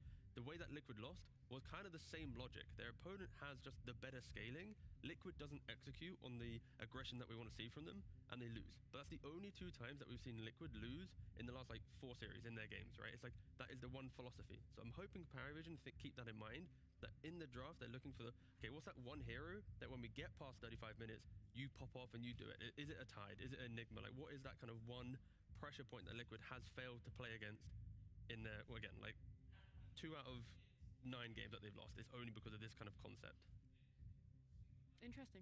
Yeah, well, it's going to be hard still, because even if you pick that late game, right, you are still playing against Liquid's faster pace. You can't just guarantee we'll pick late game and then it'll be fine, because yeah, we can hold them off for 40 minutes surely. Yeah, if you watch their games, you'll see how active they are. I think we talked to Malrine and he said he likes to stay around mid, but you watch Nisha and he's running everywhere on the map. It's so interesting how well knit him and the supports are, whether he's playing his Invoker or anything else. It's you will see him plus 2 supports smoking, going down side lanes, going into jungles, looking for those pickoffs. You'll see constantly them picking these heroes like Monkey King carry that can be really mobile, or even Nisha played Nature's Prophet, right? Their ability to collapse on each other and take these fights together and pressure is very, very good. And they are executing because they are now winning and doing really well. So it's you got to be really, really careful when you play against this. I feel like I haven't heard someone talk about the mid laner the way you did in so long. In this active mid that loves to run around with 2 supports, even if you're just smoking up as 3 and trying to find some pickups. It almost feels like nowadays, Fear, everyone wants to start running around as a 5. That's the way that competitive pro Dota is being played out. Yeah, I mean, at some point for sure, but I think just overall the map movement as a whole, is going to change depending on what time of the game you are at. And I think this iteration of Liquid, I think Nisha is very instrumental for this one. Yeah. Because I feel like before, it was a really good Mickey patch, right? He was playing a lot of carries that are very natural, Gleipnir, very active. That's kind of not the case anymore, for the meta at least. And then you had 33 in the offlane, who is going to get a lot of farm, and he's going to carry in his own way, stay high net worth. But now you have Saberlight, he's a little more sacrificial in my eyes. Then it's not as good of a patch for Mickey as it was at TI, for example. So I feel like Nisha now gets to play more of these invokers, maybe Lena's from the mid lane. A lot of eyes are going to be on him and what he can do and how they can enable him. So I would like the supports to play around him a lot. And I think Mickey's hero pool is also going to be very important because he wants to play quick. He wants Nisha to also be able to play more of that late game securant. How is Saberlight going to fit in for me? Is he going to be playing these Timbersaws that we saw and have to be an active contributor, or is he going to be more of that blink stun type of initiator, which I think he technically does best at from what I've seen? I would definitely agree with that. I like it. And I mean, they even pulled out the slaughter to try and slot in, another hero that has that sort of archetype for himself, that T. But Liquid, whilst you're talking about the draft of, the 2 out of 9 games you're saying stat-wise that they've lost, that's what it's looked like. That's been the plot holes. But when it comes to execution, which team do you think has been more successful? Yeah, that's a weird question to how I phrased it, but I feel like you understand what I'm saying. It's a tough one because I think the relying on execution of a group stage that's rapid fire best of 1, you can't read too much into because get through the game, see what happens. I would lean still a little bit more towards Liquid just because they are in this position of not having to play that additional best of 3. They clearly didn't make as many mistakes as PARIV because of course you're a better seeded team. Yep. I still think Liquid has made multiple mistakes in their games that they will not be happy with, right? We joked around the Timbersaw dying to an Asset Spray level 1, the fact that they did lose to Tundra as well. There are points where they are going to have these falters, and you know what? I mentioned Tundra, and look, we have highlights about Tundra. This is going to be the key thing that I'm looking out for in the series today, where when Liquid gets that moment where they want to try and break the map, you have to compare Saberlight and 33, right? Beforehand, they don't really make the mistakes to then get the game be difficult. But with Saberlight coming into the roster, there is sometimes that kind of natural flow of aggression where they might overplay their hand a little bit. They might go a little bit too far and give their opponent a chance to capitalize on it. But it takes a really, really strong team to punish those mistakes, right? And that's why Tundra, at the moment, are looking like tournament favorites because they punish them. Other teams online in the 1W tournament weren't able to do it. But I think that's a key thing just to look out for Liquid. They will, at points, overplay their hand. And only the best teams in the world will actually identify that they've made a mistake to punish it. And the highlights that we're looking here from Tundra, they were able to punish it. Yeah, I mean, I agree with like everything you say, but to be a little bit of a harsh critic here, I do have to say that Saberlight. You harsh, Fia? I've never heard that. He griefed this game a little bit. I mean, that was harsh. I have to say, like he was in a position where he was picked a bit later. He's supposed to do well versus an Alchemist, right? The whole concept of how Liquid likes to play sometimes, especially Mickey, where he wants to play this Monkey King, he's supposed to be going to a lane that's already winning to enable even further, right? Yeah. But he can't even go to his bot lane anymore that game because he lost so badly in a lane that he should have won. He was designed to win, and that was why that game went so hard. And that's kind of what I'm thinking for Saberlight. He's not always going to be that player that's going to win the lane for you, but he can always be that initiator. So either he's got to step up his laning game here, or they got to change up their strategy. But that's why they have the growing pains, right? It's like they're trying to identify, like, in the case that he has a bad lane, like, what is the natural response? Because they weren't used to losing the lanes, right? Now they might have to have that built into their playbook, where if this is going poorly, maybe they rotate Saberlight away from the lane elsewhere, or let's say Mickey's not playing his aggressive carry that was able to win them TI. Like, if he's not active on the map, like, who's the next core to step up to be active, right? And I think there's just a lot of questions based on meta and player base that you need to answer. And I think, of course, they are answering them pretty well. Like, we're holding them to a high standard, and we're talking about, like, they've dropped games, not series, and they're not in a position where they're getting eliminated, right? Well, technically, single elimination they are, but the point is, like, we have high expectations, right? Yes. Yeah, we've got high expectations also because they've had that time off. They've been able to prepare something for themselves, or at least I hope they have been. PARIV, though, they've been working hard. They've already been here at the Blast Slam Arena and evaded elimination once. Can they do it again? Either way, let's get the series started and head on over to our casters before we get into our draft. Thank you, Nat. That's right. We are ready to go. Start this series. Synderen, what do you think about this matchup? I think it's a likely 2-1. I feel like both teams have shown good form. Liquid probably an overall favorite. I don't know if you would agree with that, but 100%, yeah. But I don't think like necessarily overwhelmingly so, because I will always take a group stage like this with a grain of salt. It's BO1s. You can have a little bit of an off game here or there, and you only get to play 4, right? Yeah. So we already saw yesterday coming out of the group stage that some of the teams that were like 0-4 or 1-3 were actually showing some decently good form in their series. Heroic managed to climb up 1 step on the ladder, almost 2, as a matter of fact, against PARIV. So the other thing is does it potentially benefit you to play more games? I think it always does. We've seen teams get on, that little bit of a roll and get that momentum going. Yep. Liquid have had a little bit of a break. Let's see how hot or cold they come in. Yeah, I actually think that the teams coming in now and the teams coming in tomorrow, even though they're supposed to be the best teams, are actually in a pretty rough position in that regard. But we'll see what happens. Of course, draft is going to be all important, and we're going to head into the draft for Game 1 right now. I wanted to follow up that conversation, right? The idea of, would you rather play group stage, not do very well, but then instantly play the next day? Or do you want to have that break? The extra couple days, understand the tournament meta with how quickly it's going. Like, do you think Liquid's position's better or PARIV's better? Oh, definitely Liquid's, because like you're going with momentum, right? And you're in a situation where you have confidence, and then you get seated into this spot. Of course, PARIV, I think getting very last in the group is the worst, of course, because you have the long road, but PARIV barely evaded that one. So. Yeah, they were a round 2 team, not a round 1. Yeah, exactly. So, I mean, getting that one game and win is great, but unfortunately for PARIV, it wasn't like a sweep, right? Yeah. They still lost. So I think it's a matter of like how you win that game. Sure, you get experience here, but either way, they're both in pretty good positions here, but I'd rather be in Liquids personally. Yeah, fair enough. And already they identified the TRblade that we spoke about on the pre-show, how TM was able to pretty much dominate in that series yesterday with it. They take it away for themselves. And it is a hero that they have played in the offlane role. So hopefully, for our sake, it is also going back to the offlane role. Yeah. Because we enjoy watching offlane TRblade. We do. I'm a big fan of the offlane TRblade. I do have a small reservation here, and it's going to be similar to what we said in the pregame show. How Saberlight. Oh, I knew it was coming. Yeah. All right, no worries. Okay. Saberlight and playstyle, right? Like, is he going to be able to step up to the plate? Because this offlane Terrorblade, it doesn't have a lot of room for error, right? Like, you do have to get laning stage, you do have to get your items, and you do have to farm, and you do have to scale. You know what I actually like about Sableye playing the Terrorblade? He isn't a offlaner that wants to play as a carry. So when he looks at the hero moving to the role, he's looking at the pipe, he's looking at the 15-minute shard, he's playing for the team to help enable the fights. Other players, if they were to play Terrorblade, knowing the history of it being carry, they're looking at Manta first, then the pipe second, and delaying the big timing. So I think playstyle-wise, like, he wants to bring Terrorblade into the game based on how we expect to see offlane Terrorblade. And I think some offlaners have failed to bring the hero success because their kind of mentality is skewed more towards the farm rather than the fight. I wonder if there's like a debate here of like, oh, you pick Alchemist. Terrorblade carry is looking a little bit better now, right? Okay. Because, you know, pipe, not so good versus Alchemist. Yep. Whereas like Scotty and mass physical damage, pretty good versus Alchemist. So I think if you are Liquid, you still keep it open. I think generally speaking, I do agree that the offlane Terrorblade is better.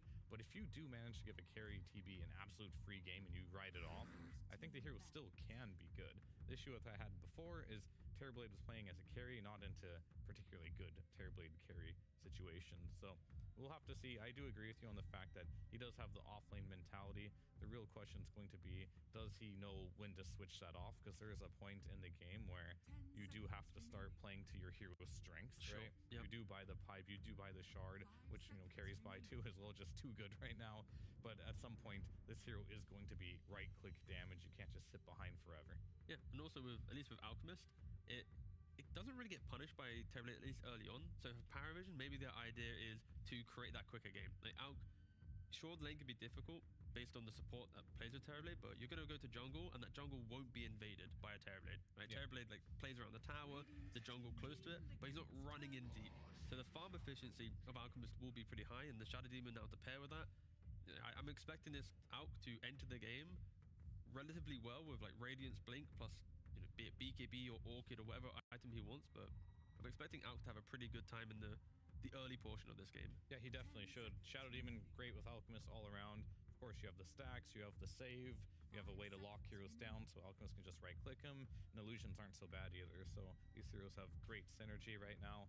And now Liquid, the game plan has been presented in front of you by PARIV. They just want to get a farmed Alchemist into this game.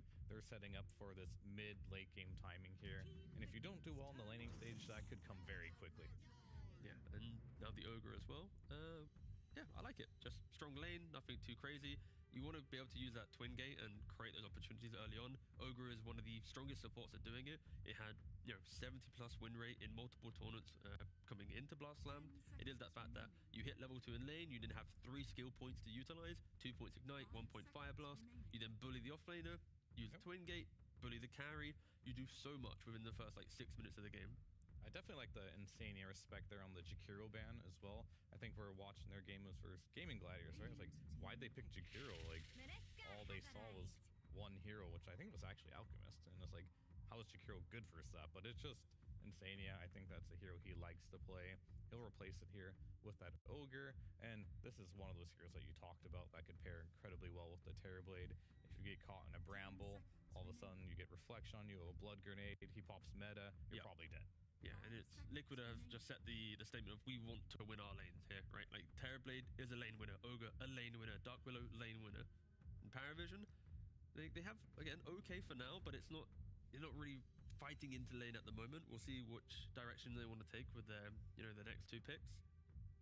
Of course, it's pretty difficult to draft into this position where, you know, Terrorblade can flex, you see 2 supports. Some of the popular supports are banned as well. No Morta, no Pugna could have looked this particular game. Shadow Demon, of course, is out. So what do we have left that's looking pretty good? There's got to be one that I'm missing here. And for PARIV, like Invoker +1 would be pretty nice. Like Invoker can play into most matchups, but instead of picking the mid flex, or not, sorry, the strong mid, not the flex, my apologies, they go for the Beastmaster. Yeah. Trying to go for that strong lane. They see the Ogre already, so it's like, okay, what offlaner can play into the position 5? And Techies? Do you think they'll go back for it? This is a PARIV special. Is very good with the Beastmaster historically. 9 class, I mean, he could be the Shadow Demon as well. Like, that's the great thing about Shadow Demon as a hero. It can be played on both, but they're gonna pick a Gyrocopter here, which probably is the support, right? Yeah, we've been seeing a lot of support Gyro in at least the open qualifiers and closed qualifiers to recent tournaments in that position 4 role. But I feel like with PARIVision at this point, they are arguably one of the more creative teams with their ability to change up hero positions, right? Like we're seeing Earth Spirit. During previous iterations, we've seen them be a little bit more creative, but like Alk offlane is, Alk mid is technically a thing still. Gyro carries a thing. Gyro supports a thing. Alk supports a thing. Like in some point in history, there have been flex for Gyro and Alchemist, right? And we'll see where they want to go with it. They do have last pick. Is there a setup right now that you prefer with PARIVision's heroes? For me personally, I think Gyro in a supporting position, Alk in the carry is my preferred at the moment. If you morph here for Liquid, for example, this Gyro has to be support. Yeah. Like without a doubt. And even if it is, it's still kind of scary. So they're probably debating if they want to pick it up. But to me, always these morphling Terrorblades have looked a little strange, but they're going to just go for their mid laner, pick up the Invoker. But I think what I would like to see most likely here is just depending on the laning stage, I'm not sure what's going to be better. I actually might prefer the Gyro with Alk and then the Shadow Demon with the Beast. Just that way you can get those stacks rolling for the Beastmaster later on if he does encounter a hard laning stage. But that's kind of the beauty of the lineup as well. You can just interchange these supports as 4 or 5 depending on what you think is going to be best for the overall game plan without any issue there. Invoker, definitely one of the top tier mids of this tournament so far, and getting it this late must feel pretty nice. However, in this game, there's nothing that I think it particularly stands out against, but it's still a strong hero, and it's definitely one of those heroes that's not particularly easy to punish in the mid lane. Yeah, we've already mentioned how there's a strong laning setup for Liquid. When you throw an Invoker into the mix, he plays good lanes, he doesn't really care about making early moves, so he's going to be active on the map, expecting with Liquid winning their lanes, and kind of that will compound into them taking the fight to PARIVision. Like, there is you can argument for farm required for Beast and Alk to get online. Even if Gyrocopter's the core, like, they need a bit of time and kind of space to get online. And I think Liquid should be... Yeah, they're one offlane, one carry, yeah. They still respect the fact that TB might be a carry here. Could be an offlaner, they don't really know, which is true. PARIVision is scared about getting overwhelmed. Both Weaver carry and Timber offlane, they want to try and break the map in the first 20 minutes of the game. So I think that is... PARIVision respect the fact that they do need, farm to get online, and the lad we see on the screen, left-hand side, no one. I think his hero is going to be critical in if they can kind of truly get there. But I think it's very important for Mickey and like what he is going to play in this particular game and how they want to run this one, because he does see his offlane for sure. It is going to be a Beastmaster. A lot of the heroes that he might want for his Beastmaster are not there. I feel like it might be a bit of a debate to put the Terrorblade there. He's just going to go for the Axis build. You throw Gyro there. Now you have a lane with tons of magic damage. Could be incredibly scary. So I definitely want to see the pipe, I think, this game. It definitely is going to help a lot versus like the Shadow Demon and the Gyro damage and potentially a mid that's going to come out here. So I want to see something aggressive from Mickey that can link up, play around the map. It's obviously the Gyro is a great block pick too, right? Because that Gyro would have been something incredibly good for their side of the map, but I'm still kind of looking at the Morphling here. Yeah, Morphling could still do it. Like, the fact that you have like Vlad's into Manta, like you're happy to join that earlier fight with the Vlads. Yeah. You have a pipe for you as well. Like, that Vlad's also enables TB a little bit as well. Wonder if they'll go something a bit more aggressive though. I mean, there could go like a Nature's Prophet or something. Well, they'll just go for Razor. And it gives them the strong lane. Like, again, it feels like they've just really tripled down on the lanes, right? The fast. Literally like what PARIVision did the other day. Like Razor carry with offlane Terrorblade. Sure. So like this is something that PARIVision should be very familiar with, and its timings and what it can do here. And now they have a choice to make, like, how do they want to counter this? But the first obstacle they have to come over is what's going to lane versus Nisha's Invoker mid lane. Yeah, and it needs to be active. I think that is a key thing. Even with the tiny puck ban from Liquid, they understand that if no one isn't playing into the map, then Void Spirit, yeah, that could be a thing. We did see Nine, remember, when he was playing against Laurel? Completely decimated. Surely that's not how it's supposed to go, but they're going to go for something that's more no one, right? Yeah. He loves to play his sniper historically. You can outrange him. You did not get your real active guy, unfortunately, but they're just going to play off of the scale, the tempo, the late game, the outrange you. Yeah, but the key change here, at least for PARIVision, is they're picking sniper in a game where there aren't multiple forms of backline jump. There's none, really. There's like really none, right? a Dark Widow Blink Dagger? But there's no real catch for the sniper. But I would argue for PARIVision, like they need to set a very good foundation early on to get that farm patterns online. If they don't, they will just get, ran over by Liquid. Like there's so many factors of smoke and early map movement from Liquid that it can disrupt PARIVision. But they want to scale. They want to get online. They want to get their sniper into an unkillable position, and then they'll be pretty happy. And for Liquid, it's reminiscent of the speed of which we saw them play TI. That's what I'm expecting from this. Really good lanes, keep breaking them up 4 or 5 heroes early on, and try and run through PARIVision. I like the idea that PARIVision has, and everything that's going on looks like it should make sense. Their heroes are good, but I am definitely afraid of the laning stage. Saberlight should have a free lane against Shadow Demon. Mid lane should be fine, and we'll see about the top lane. I am scared for PARIVision. Do they have enough heroes that actually want to TP to defend against 4 or 5 man rotations in the early game? I think this Beastmaster and Gyro lane has to go incredibly well right now. I think if a lot of this game depends on the tempo of that top lane. Yeah, I fully agree. Because if Beast doesn't set tempo, they don't want to TP defensively. They don't want to react. They just want to farm, which then creates that kind of advantage to Liquid because they love playing its lineups that don't, break early on from their farming pattern. So yeah, again, I don't know which way I'm leaning though. I think Liquid's super comfortable with their heroes. Right.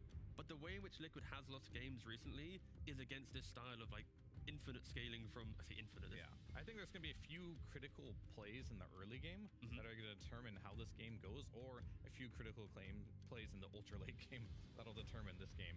And a lot of it's going to come down to, sure, I think mid lane, you're going to get farm on sniper, but what do you usually do with that? Not much. You just keep farming. More farm. So that one's kind of a wash. Nisha, he won't get destroyed most likely unless support for rotations. You're not stopping this Terrorblade, but at the same time, Terrorblade's not stopping Alchemist, so they're both going to farm. Top lane, very volatile though. Razor wants to get aggressive with Ogre for sure. At the same time, this Gyrocopter and DM's Beastmaster are also going to get really aggressive. I think whoever wins the top lane, and if either side wins it handily, that will pretty much determine the early game. No, I agree, and that is going to be a key factor to look into. We will be getting underway shortly. There was a brief pause as we started the game. Paused the game. The casters, they are hold on a little bit. They're refusing to start. Yep. It might be because I misspoke and called the wrong casters yesterday, so I don't know what's happening. But it is spoilers. It is Cap and Synderen casting this morning. Okay. As if that was a spoiler, they are casting every morning. I can't watch anymore. You've spoiled my appetite for this game. Oh, well, luckily, no more spoilers because, of course, the cast is ready with Cap and Synderen. Yes, thank you, Robson. Fear did a great job filling in our little time where we had a pause, but we now have the game ready to go. Liquid versus PARIVision, a matchup that has happened twice before in this season, Synderen, and both teams had managed to take a win, and both series have gone the distance. They both times went 2-1 against each other, so it should be a pretty close matchup in theory. Yeah, I think this is a... I'm not going to say it's a clash of styles. You heard in Crystal's interview that he feels like Liquid and PARIVision themselves play a similar fashion, and I would somewhat agree with that. I think we've seen this early mid-game focus from both teams in multiple of their games, and overall, I guess the biggest difference, if you will, between the two lineups in this game, for me, is the archetype of mid laner that they're running, right? One side has the Quaswex Invoker, and the other one has a Sniper. So if what determines the outcome of these games a lot of the time is the better rotations out of mid, you'd think that Nisha with an Invoker has the potential to win this game for his team. Yes. Can we talk about Sniper as a mid hero and his tempo? Like, he is definitely more passive than Invoker, but he's not as passive as the snipers of old, right? That's true. How much of a difference, like how much more active do you think Sniper is compared to old Sniper that we think of? Let's see. Disruption into Unstable Concoction is probably going to spell Verse Blood. I'm going to try and give it to no one. Make sure he has the... Oh, no! Panto's Illusions took it instead. Whoopsies. Oh, well. Yeah. No one's laughing it off, though, so I think we're all good for the vibes on the side of PARIVision here. I agree. Like the current Sniper definitely wants to, or it doesn't shy away from fighting. But I do think the primary difference is I look at Sniper more as a follow-up, and Invoker as more of a starter, right? So Yep. in order for Sniper's rotations to be successful, he needs to play with specific heroes that set him up for success. And of course, as part of the draft, they have made sure to do that by having the Beastmaster in the one side lane, the Alk in the other, so you have reliable stuns that you can connect with. But then again, it's a matter of, okay, well, who makes the move first? Because if you're coming in response, the play might be too late when you're coming in, and if you're the one initiating it, on the top lane, you're probably looking at its level 6 Beastmaster before that becomes really interesting for you. Yeah. So we'll see, but yeah, in terms of just the raw lane, I do feel like this is a relatively favored Sniper lane. Not like a stomp such as against the Huskar that we've seen a couple of games of, but should be a good one for no one. That is insane. Averages. Wow. Nisha and no one. Neck and neck in that regard. The fact that they're both in the top 5, considering how many games they've ever played. Yeah. That's the thing about this stat that's the most impressive is it's 500 plus games, right? So it's very reliable when you have that big of a sample. These guys just don't miss. An 8.8 KDA average on Nisha. That is crazy. Yeah. You say it out loud. I thought it was also kind of interesting that there were so many players that were kind of close to that as well. That there isn't just a big disparity.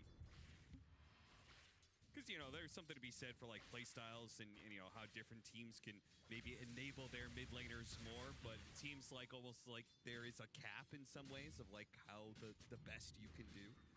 And you could argue that with this being the whole pro scene history, right, that depending on patch, some games will be slower, some games will be faster. Yep. Patches are better for mid, some are worse. These two players have played for a lot of years, so they've been around. It's not just because, oh, this is a great patch for mids, and I'm just gonna have, or rather, I've played a ton of games in the last 2 years, and mid has been amazing, so your stats are gonna be inflated. Yeah, I would even argue that they've been dominant in different periods of time. Yep. Right? Like, no one hit his timing before Nisha did, and then no one fell off as a player, kind of, you know, almost disappeared in Pro Dota almost entirely in a time where, you know, Nisha was going to TI Finals. He's dead. Just gone. Meta too strong for them to be able to contend with. We'll even get a little damage on Panto on the way out with the reflection slowing him down alongside the blood grenade. So evening things out a little bit. They might have gotten first blood on the side of PARIV, but it seems like the off lane starts very well for Liquid. It's concerning when your Alk has 7 CS mid at 330. Yeah. That is, I mean, it's obviously recoverable. You can make stacks and get him back in the game that way, but this lane, he needs to be very careful he doesn't die to the next meta as well and really slow himself down. Counterplay up here. Drawing a lot of damage away from the Gyrocopter. If Mickey can stay alive, he will kill the Gyrocopter. Insania is the one to collect the last hit. Mickey survives, and he'll even come back in with that extra damage to kill the Boars and the Hawk, which is worth 40. It's also the experience. The summons do give a lot, so a little bit surprised to see 9-class continue pursuing there. He absolutely had a clean disengage, but he wanted to go in for all of that barrage damage, but unfortunately, of course, his right clicks were starting to do absolutely nothing with him being drained by the Razor. Yeah. Ends up backfiring. Really wanted to get the job done. You heard the draft panel. They felt like this was the lane to watch, that if PARIV want to get this game rolling, they need their Beastmaster off to a good start. Do you agree with that? Do you think that PARIV is in a pretty rough spot because this lane has not gone well? I think the lane is still okay. It's, okay. All right, there's my Miracle, Bat Chest, 8th place. I knew people were going to be like, where's Miracle? Yeah. To be fair, the Miracle stat is almost equally impressive because of how poorly Nigma has done for like 3 years. He might have been #1 in 2020 on this list. Yeah, that's an but it's only counting land games, right? Oh, it only count. Yeah, okay. How many lands have actually played? Nigma did have that one land they went to. What, it was like a year and a half ago. Yeah, that was. He can't have played enough lands to pull him down by 0.8 on the average, right? So probably not. You're right about that. All right, DM, big pressure. The Boars, they're the only ones who could do damage. They're the only one that can threaten Mickey here as he continues to suck away the life of DM and the damage. Now, the Rocket's going to chase after him, and it looks like he's going to die.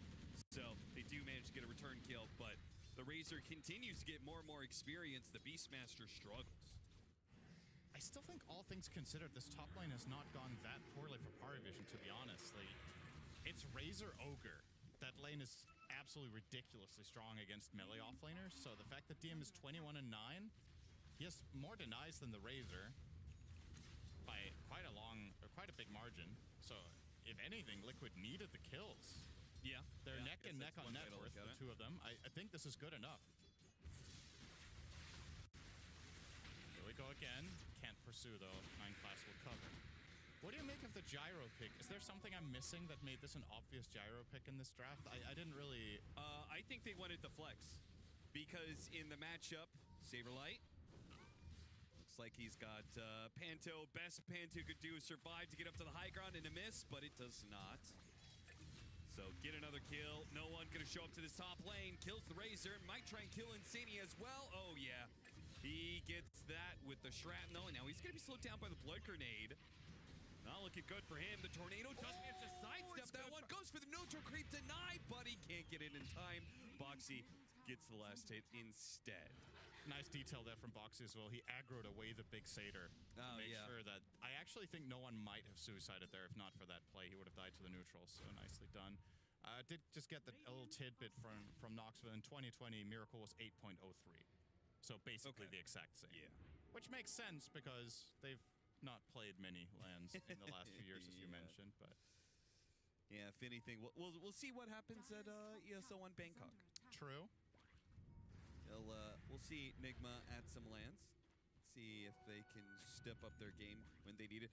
Gyrocopter and Alchemist were both played as carry in the previous series against Liquid.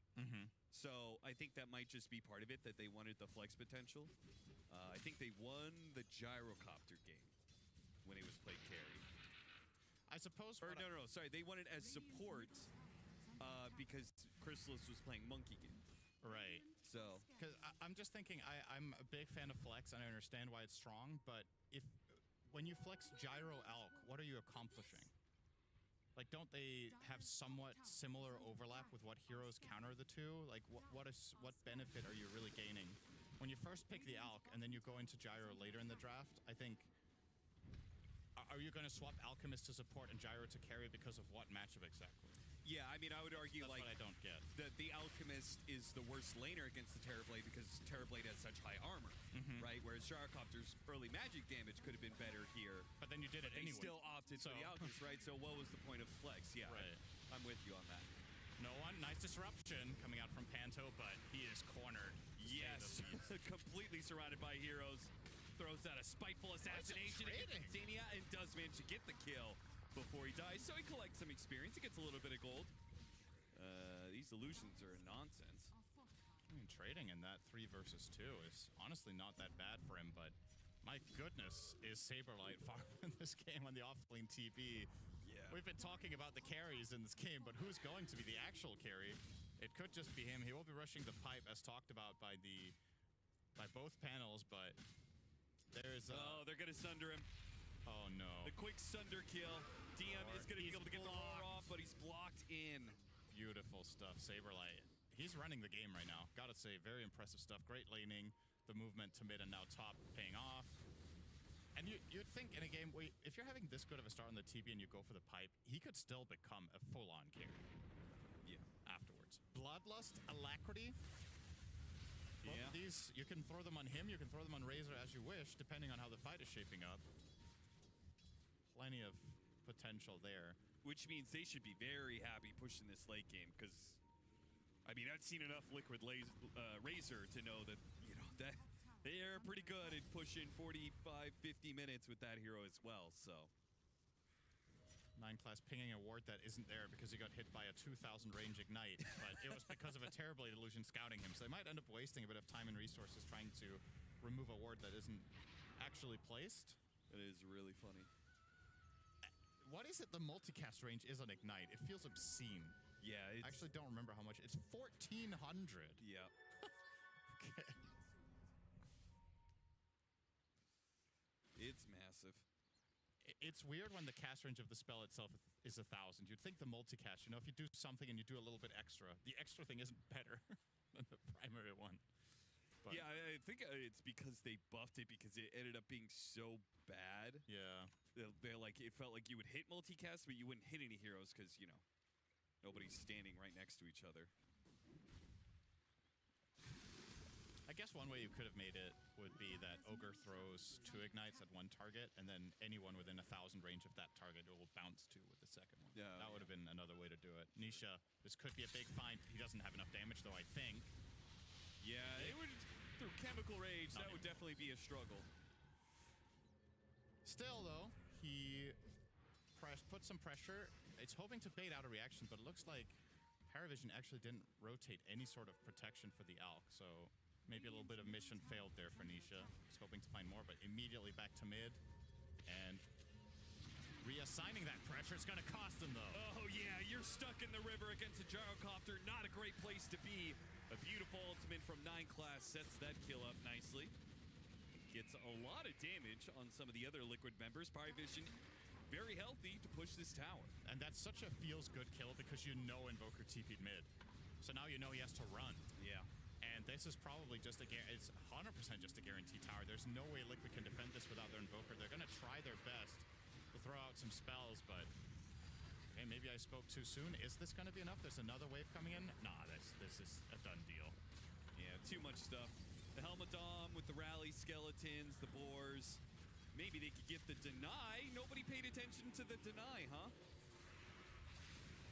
9 class in some trouble. Mickey is going to take his damage and take his life. Parivision don't want any of that action. Not with the Eye of the Storm already popped. Mickey's still going to invade the triangle, though, and take whatever neutrals are there. Yeah. No stacks, but at least a big Lag Dragon and a couple of hard camp creeps will make that feel worth it for him. Dive onto Panto. But he got up to the high ground, so the best they could do is hit him with the Tornado EMP. Boxy's still going to try and hunt for the kill because he used Disruption. Tries to get it with the Bedlam. Looks good. Boxy on a mega kill streak now on his Willow. He's been killing it. And they're straight back the other way for Liquid. Don't miss a beat despite losing Nisha mid. They're straight back to business. And I think based on these first 13 minutes, you can see what Crystallis was saying in the interview when he said that it feels like their playstyles are similar. Yeah, they're really just, it's almost like a mirror match of how the movements are happening. And as a result, the overall status of the game is also pretty much a mirrored game. Very even on the net worth. So I think an interesting follow-up question to that would be Tornado EMP into the Bramble. Oh, they missed the Bramble. That is a little bit shy. Huh. An interesting follow-up question, did Parivision intentionally model themselves after Liquid in any ways, right? They put together this roster. Liquid were the TI winners. Like, you know, obviously some of it, a lot of it's going to be just natural, how the team wants to play, but I do wonder if they looked at Liquid, you know, as, hey, this is the best way to play Dota right now. Or if it just, you know, they just naturally ended up on the same page. You've always got to be a little bit careful with mimicking the team that wins TI because generally speaking, that style will be nerfed. True. So don't overly attach yourself to what the winning strategy was that year, but rather, I don't know to which extent teams do this with which players they pick, but I think overall, the more important thing for me when you build a team is finding archetype playstyles for the players that match, rather than what was good in that individual patch that Missile will hit. This will be a big kill, by the way. Yeah, he's got a big kill streak. See who collects the bounty. It's DM. That's a lot of gold. That's 500 in the pocket for him. That's almost the ultimate orb for him as a result. He's now more or less tied with Razor once more. And while all of this is happening, Crystallis is finding some nice space. Not exactly the kind of lead you're hoping for in your Alchemist in the current state, but still, this should be a full Radiance coming his way at 1430. This is kind of slow. Oh no. This is a big kill. Is he gonna get it? I guess neither. Got ahead of ourselves. We got excited that he could maybe get the kill and the courier. Instead, he can go for a little walk. I wonder if he, like, instantly knew that the Radiance was on that courier, or if he didn't realize the opportunity. He has to hit it twice. That's tough. Yeah, to get that way in before it delivers is definitely different. He needs to see it first, then he needs to recognize what's going on, and then he needs to break Invis to hit it twice before it travels 1,000 distance. That might actually have been impossible with the info he had there, but yeah, Nisha starting to drop quite far down the net worth chart. It's not looking all that great for him at this point. They're going to run into the Alchemist. The Terror Blade found him alongside the Razor. Yeah, he doesn't have ult. They know that. They don't have a stun. He's out. Unlucky. So instead, they'll have to try and collect 9 classes killed. This time around, may not have a stun, but they certainly have damage.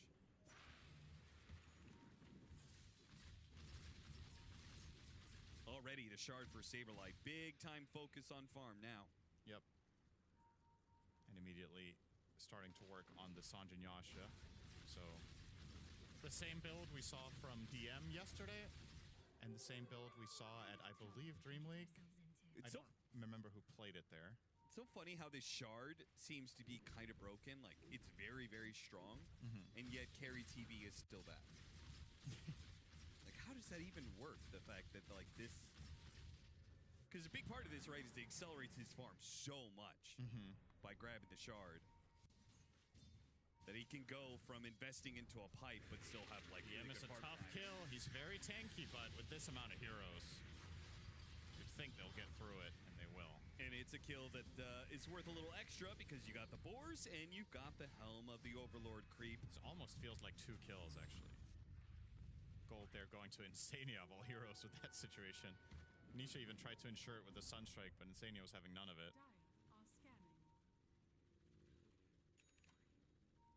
Still, though, feels like a very even game, and it's a matter of what's going to break it wide open is probably either a team fight revolving around Roche, or... Yeah, I don't know, man. I just look at this and I feel like both teams are going to be comfortable for a while, honestly. It's just going to be some farming. I would imagine a pivotal moment isn't coming in the next 5 minutes at the very least. Mika needs a bit of time to finish his BKB.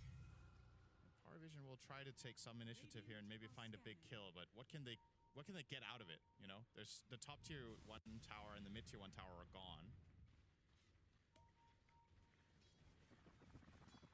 No, Nisha's farming over here. Chrysalis will find the opening. Now the follow-up.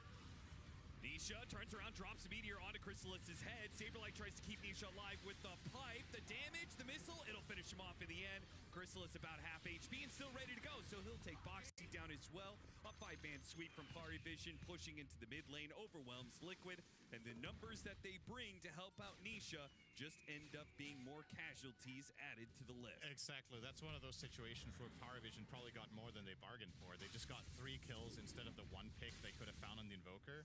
If Liquid don't try to help him there, that's just that. You lose 1 Invo, there's no objective to take for the side of PARIVision, but instead with the 3 kills, they feel much, much happier about that. They'll just continue to potentially set up for thinking about Roche? I don't know.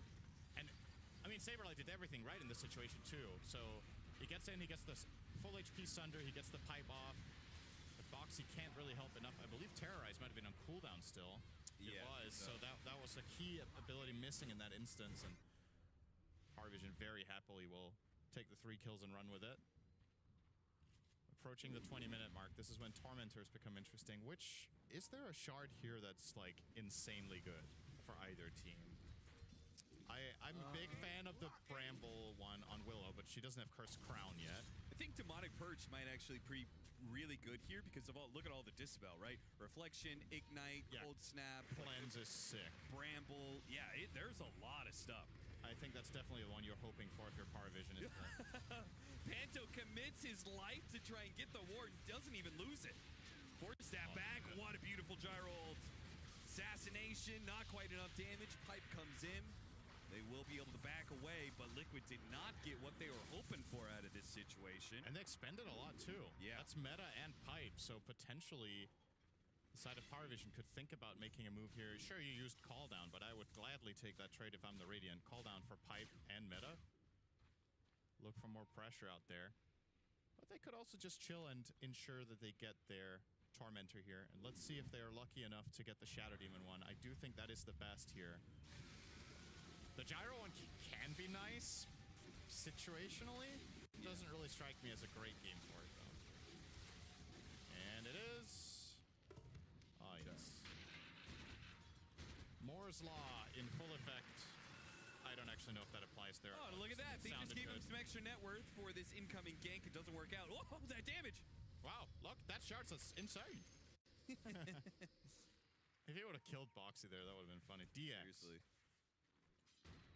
Are you an XD man or are you a DX man? I'm an XD man. I'm old enough. Old school. Yeah, definitely XD. Are you a LOL man, an Lamau man, or a Raffle man? More of an ass man. Oh, okay. Yeah. I could dig it. That's what I write in all chat when I kill someone. I just write ass. Ass. Why did he write that to me? Wait, what were the options again? Lol, Lamau, or? Raffle. Probably lol.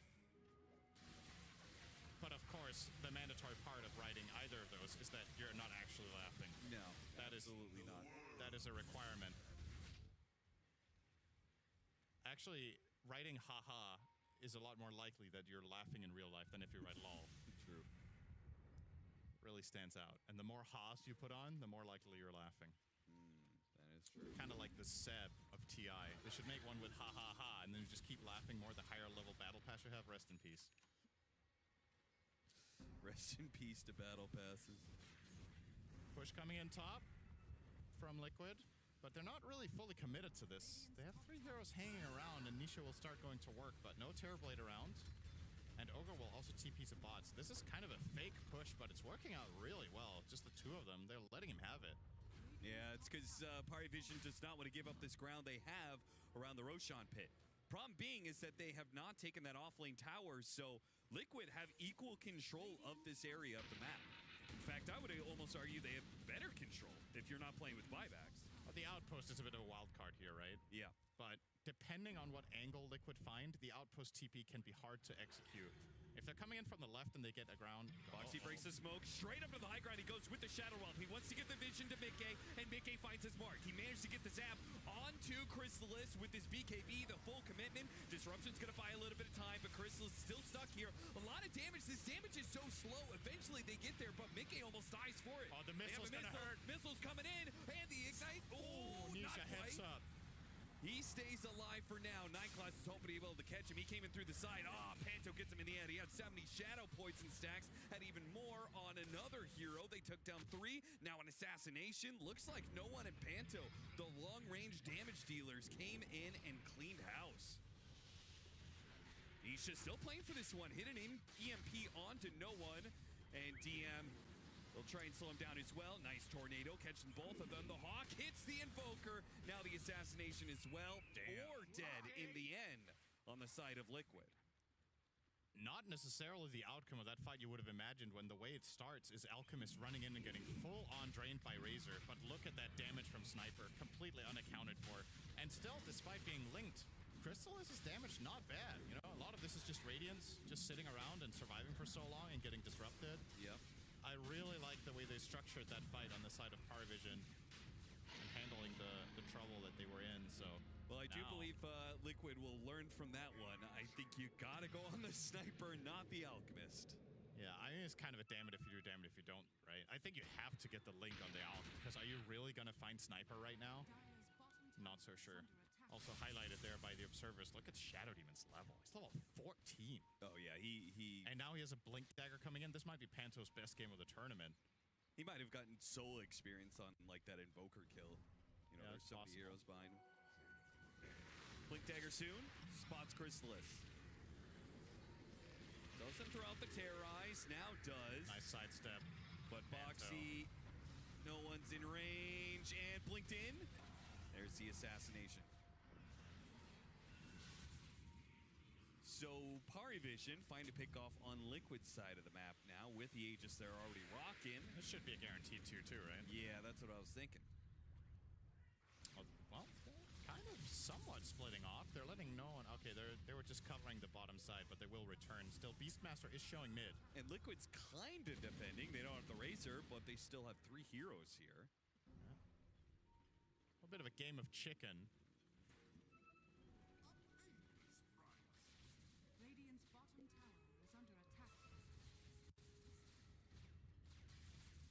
TerraVision commit or not, trying to cut the wave here. Cute play from Nisha. And will actually be successful in buying like 5 seconds there. But does this feel like a fight to take? I'm not sure if I'm convinced that Liquid should be defending this tower necessarily. I almost feel like they're just trying to stall PARIV for more time for their Razor and TB to farm the map. Yep. Well, it's working so far. Yeah. PARIVision aren't truly committing to the fight yet. Now they will. Mjolnir complete for no one. And this time there's a glyph. They are buying so much time, actually. Seriously. PARIVision have been here for a full minute, and they've barely scratched the surface of this tower, now finally getting started. And once they get to it, they'll get it. But I would say mission accomplished for Liquid under those circumstances. Buying that much time with 3 heroes is pretty good. Yeah, they're like, guys, it was just a prank. We were never defending at all. And now maybe they're on the hunt because they think they'll split off, and they'll be right in that. Yep, they're going to find a gyrocopter isolated. Now the rest of the team is going to be coming in. So Liquid got the kill. Wait, no, they don't come in. Right, they're really... Okay, they really want to try and catch Mickey here, but they know Mickey has BKB. They have Roar, sure. He does have Blink. If they hit him with anything and get the Demonic Purge on, they can just reserve the Roar for the TP out, right? Yeah. So if Alk got the initiation in before Static Link comes off, I do think there is a kill there. With I guess I feel like they had guaranteed kills if they go north. Yeah. Right? And instead they opt to run across the map to try and catch Mickey. I don't know. It just feels like PARIVision is strong, but they're not using that strength. I would really like them to put the Aegis to use in some way. That would be a good look. Well, they're going to stay on the offensive here and perhaps more decisively take down this mid-tier 2 tower. And Liquid are going to dodge and push top.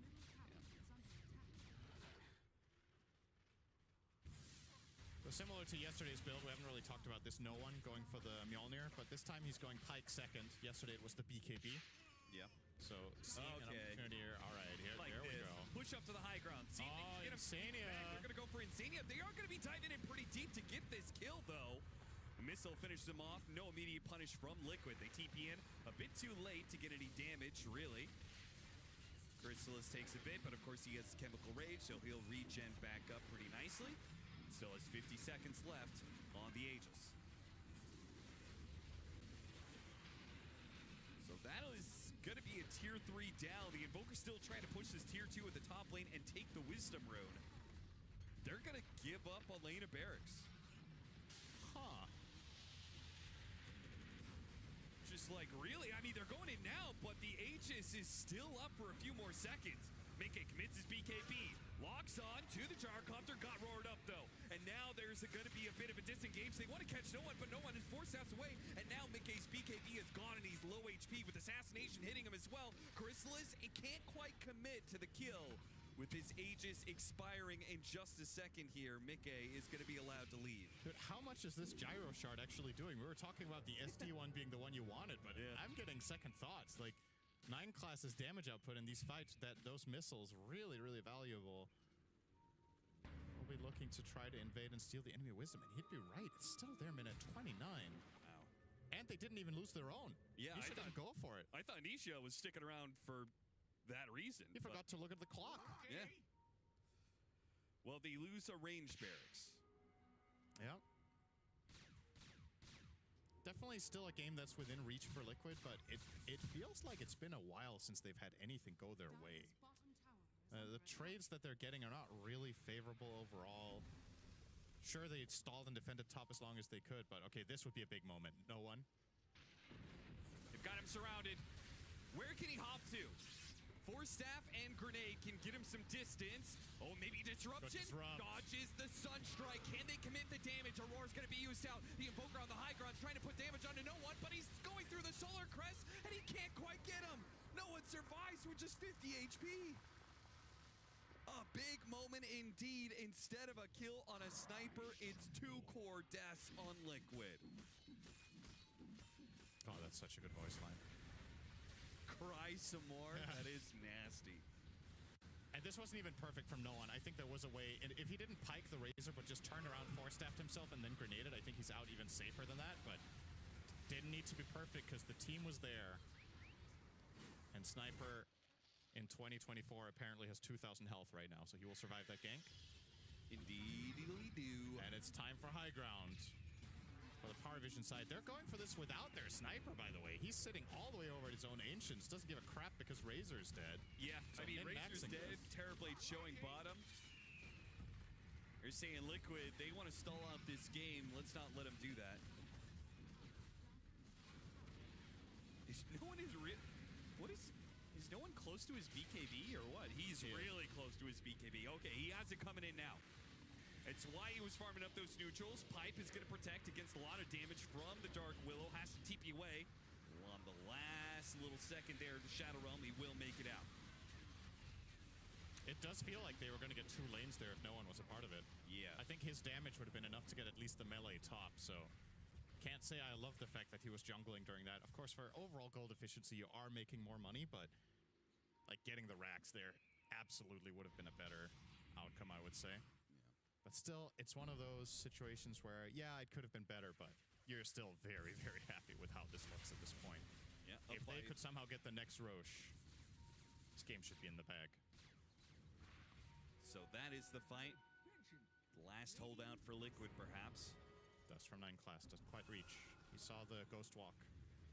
Chrysalis is still going to... Oh, he force-staffed him in!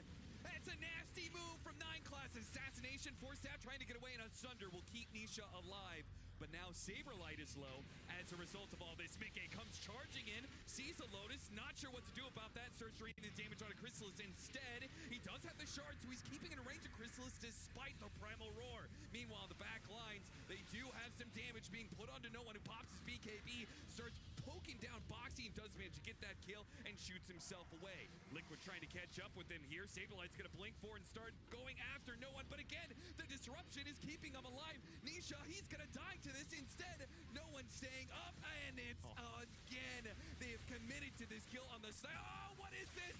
He got forced up to the high ground, gets down, gets knocked away again.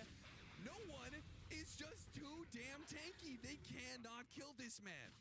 I mean, Liquid are just getting owned. That was a 5-for-0 fight. Absolutely nothing going their way. They get... Oh, actually, I take that back. They did kill the Gyro. So 5-for-1, but look at the damage numbers again. No one just standing his ground, gets disruption saved, gets grenade saved by himself, gets a good position on the pike. And he gets... Effectively, he gets cursed crowned, and there's brambles all around him. He's like, whatever. I'll just stand still. Yep. Press my buttons, stand and deliver, get solared, and survive through it all. And with that 5-for-1, PARIV are also going to go and steal the enemy Tormentor. Gonna get the shard here for Chrysalis, so Berserk Potion. That would be another helpful thing for no one potentially, or of course for himself. You see the replay here. I cannot stress enough how much Panto is doing in this game. Yeah. It's actually ridiculous how much they're getting out of the Shadow Demon pick. This hero has been a bit hit or miss in the last couple of months, in my opinion. Haven't been a huge fan of it in some of the games it's been played, but this one just working complete wonders here. Again, no one gets isolated. Disruption is coming in clutch. Like, they know all the damage is coming in from this sniper. They still can't do anything about it. I think an interesting part is Mickey obviously started chasing, I guess, the gyrocopter. Yeah. And he does get that kill, but a split focus from Liquid for sure. It's difficult for them to hard commit onto the sniper with Razor as well. He's a hard hero to link because sniper has 2 inherent, what's the opposite of gap closer? Distance maker. Yeah. Sounds terrible, but whatever, let's run with that. So it's hard to commit the link, because you know he can just pike away and then grenade, and if you waste your link on Razor in a game like this, you feel terrible, because then Alk also has a good fight. Yeah. So you really have to be cautious with your hero's movements. And 24k lead cap. The Roche is claimed already, so it's probably time to go. Not much to wait for here, really, if you're the side of PARIV. I guess they want no one's item to arrive. Is that a Daedalus? Daedalus, I see. Yeah, they'll wait for that. Daedalus in hand. High ground should be inbound here. Trying to get the Wisdom Rune. Do manage to get it on Boxy. Retreating back to their bound. Oh, that's Suns! They get pushed up off the map almost. The Gyrocopter ultimate. It's going to come in and slow them down. They collect 2 kills. The missile, okay, blocked out by the Lincolns, but now that allows the Assassinate to come through, almost killing him. Just great stuff from PARIV. They can now close this out in a final push in 3 versus 5. Seemingly nothing Liquid can do. Every single turn of this game has gone against them. Since that first fight, what was that, the first Roshan fight or whatever? Was that the first time? There's just been team fight loss after team fight loss. Yeah, I've lost track with how many fights in a row Liquid have lost. I don't remember when the first one was anymore. It all blends together into one game that just fell apart very quickly. A 36-minute win here for PARIV, unless this is a totally heroic defense. Yeah, I He think didn't get the link. He is actually killing the sniper. Once again, the disruption is a problem. Even just a couple of seconds delay is a bit of a problem. They do manage to take away that Aegis. Turn the damage back around onto the Alchemist now. Finish him off. Now trying to get back to the fountain. Mickey, is he gonna make it? No, he will not. No one shoots him in the back. No regard for human life, just keeps on firing. No one will take down the Dark Willow. Next up, more buybacks going to be used. Nisha trying to position for some sort of tornado play, but it's all not enough. PARIV just too damn good in game 1. And that's a pretty fast game, all things considered. 36.5 minutes was all it took against a lineup from Liquid that was meant to be able to fight them head on in the early mid portion of the game. They win those key fights, they get the Roches, and they get the job done. That was a nice showing from PARIV, and we were talking about leading into the series. I personally felt like this could easily become a 3-game series. After seeing that first game, I don't know. Maybe, you know, it's single a limb. Have a bad night of sleep on Liquid, it's over. You know, you gotta reset quickly here after that first one. Or it could just be over in the blink of an eye. That was a very dominant showing. Yeah, the last time they matched up against each other in one-win tournament, PARIV did take that first game. So we'll see if history does repeat itself and Liquid is able to bounce back, or if we're going to get it 2-0 for the first time between these two teams. We'll see exactly how that one does play out, but for now we know how game 1 ended up. It went in favor there of PARIV. It was fantastic showing for them as well. You know, you come in here, you're not really sure what Liquid has been preparing, how they've been spending those 2 days. You're like, they could have been coming up with something we weren't prepared for, something new and out of the box, but it doesn't even matter what they were bringing to the table. PARIV were always one step ahead here, Raya, and they were just on top of it all. Like literally from laning, to laning, and even further. What definitely wasn't new and outside the box is that the exact same strategy was ran by PARIV yesterday. Yeah. The only thing that was different was what the supports, right? Yeah, and the mid laner. But, you know, the core concept of, like, just picking this TRblade early, rounding it out with the Razor on your last pick here. PARIV did that, like, arguably twice yesterday, right? And I think Liquid tried to stop that strategy from happening by block picking it. And this is always the risk of block picking, right? You have to be able to play the things that you're block picking, and they unfortunately did not make this look very good at all. Yeah, I wasn't super happy with it. Obviously, Saberlight's a super versatile player with his hero pool, but this felt rough. It felt like they weren't able to bring as many heroes to things as they would maybe do in different drafts. I know early on they were rotating a lot of heroes to the mid lane. I think there was like 4 heroes mid at 8 minutes, including the TRblade, which was like cool and nice to see. But then later on, you know, in contrast, we see like, okay, here comes Razor and Invoker together trying to kill a hero, and there's no one else with them. They aren't able to secure the kill. Now they don't have enough damage to like clean it out, even 2v1, until people like SD are able to come in and then protect them. So it feels like with other drafts they've had, they're able to connect a little bit more with more people. Yeah, it did feel like it was an uncharacteristically rough mid lane matchup as well for Nisha. Like Nisha's always been a shining light for Liquid. We've always said that he's been one of the best players mechanically, but in this matchup, obviously giving away first blood early, it was just rough for him. It just wasn't going in his favor from the start. mean, he is playing versus no one who is like incredibly good as a laner. Yep. And no one is also playing sniper as a hero you just can't beat mid lane. So the odds are literally no answers. The odds are stacked against him as far as the lane matchup goes. Yeah. I do think Liquid made some good rotations. Honestly, Saberlight on his TRblade made quite a few good smoke plays where he'd go kill the beast in the lane. So I don't even think Saberlight played that poorly on this TRblade. I just think this draft as a whole is not really easy to execute. You have to hit certain timings to really make it work. I feel like Mickey on the Razor, like, it was not the best Razor game. Let's be honest here. And maybe they forgot about the sniper. but no one sniper. They had no jump for him whatsoever. They weren't able to break the map entirely. They'd get good picks here and there, but they could not get to the point where they could get to the back line, get these blink daggers, and deal with no one later on in the game. And it was a last pick sniper. Like, we have to see that it was picked in the most favorable it's not like, you know, it was picked second and then they had time to answer it. They didn't have time to answer it within the draft. It had to be down to execution. There was no time. It was he got the mid matchup he wanted. He got a game that was favorable for him. Obviously, it was. It felt like so hard. This is another.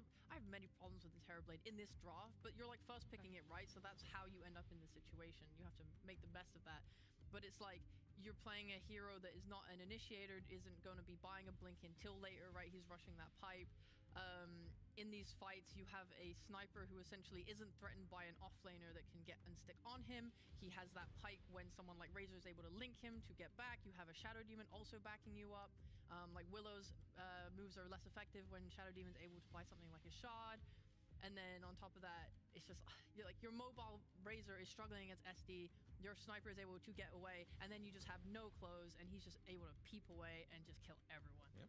There was a specific moment as well where we felt that Terrorblade off lane be a little bit lackluster in the team fight specifically. Obviously, when it came to lane, when it came to trying to do rotations, he did thrive, but there was a very specific moment. It was down that mid lane where Liquid were trying to defend their tier 2 tower, and you could just see the impact that this Terrorblade had where you wanted more from him. You wanted a little bit extra coming out in a team fight. All right, so this clip, I saw it. It's not like a massive thing, but it's just he TP's in and Invoker's being gone on, and the extent of his contribution is, okay, I save your life, I sunder you, I give you HP. But then you'll see he just has to walk away because Terrorblade doesn't offer anything outside of a pipe and a sunder.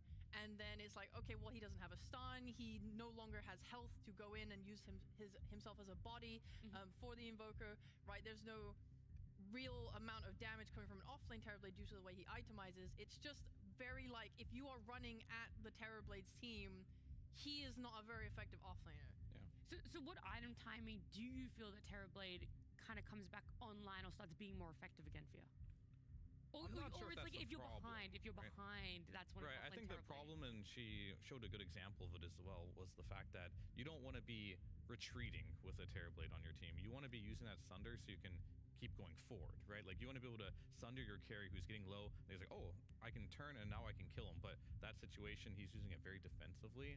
And whenever in a situation where defensively using Sunder to save someone to run away, you're probably going to lose because now you have two heroes that are just retreating. You want to use it as an aggressive approach, though. But I do want to flip it on the other end here that at PARIV, they played amazingly well. And I think a lot of the success that they did have obviously came from the sniper. That was very obvious from just the scoreline and the damage he did, but the gyrocopter. This hero did second most hero damage on the team, more than the Alchemist, and I think they played their roles incredibly well in this game too. Like the Alchemist, he was meant to just tank the Razor Link. He was tanking all the single target, all the Ogre spells. He's just going to get locked down. He's going to tank all that, and that gave free reign for the sniper to be able to be free. And then on top of that, you have a gyrocopter, and you'll see in this clip as well here, they're using everything on Crystallis' Alchemist here.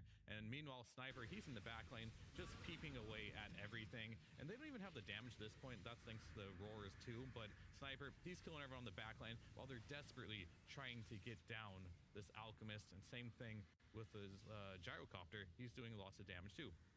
Finally, they go on the Sniper, as you can see. Let's get him, guys. But it's too late. Like, you don't have the resources to do it. You already used all your resources chasing down Crystallis, and you didn't have the damage. It did feel like they were a little bit split, and I know it's easy to just look at that fight, but it was felt throughout a number of other team fights on the side of Liquid. But it's just like the sniper feels, even though he's BKB'd, very pushed up. It's actually 3 of the Liquid heroes looking at him, but the rest of Liquid are down here, and it felt that they should just turn and all tried to collapse on that. But then that's also what you talked about, Ray, is the Shadow Demon was there, ready just in case to save him, and then they all would have just shown up, and at that point, how do you really execute a team fight? Don't get to that point. Don't give him sniper. It's hard as well, because like no one IMI'd really well. He had the Hurricane Pike, he had a BKB, he didn't greed out for like more damage items, he had his shard. So not only is he able to reposition himself in 2 different ways and have that protection from magic so that Shadow Demon doesn't have to be constantly looking at him, like SD can be helping Alchemist and then look to Sniper later. But then yeah, you have the SD on top. I think it's probably a situation of maybe having to be getting the jump on him at the beginning or killing the SD at the beginning or something like that, because their fight, I believe that one started with them being at their tower and having a fight, and I think TRBLADE started with like a Sunder to save someone again, and then he's low again at the start of that fight. It was very awkward. It was like, I was watching the one that you chose to clip as like, oh, maybe I add this onto my previous example. It was like another one of TRBLADE just being like, Sunder.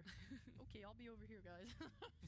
Enjoy your 4v5. I'm cheering you guys on. A little bit of a cheerleader there. Yeah. It's a rough one. If you're a Liquid fan, you're hoping that they have a little bit more in the back pocket. They've had the time to do it. They've had a little bit of a break. But for now, we're going to head to a break. When we come back, it's game 2.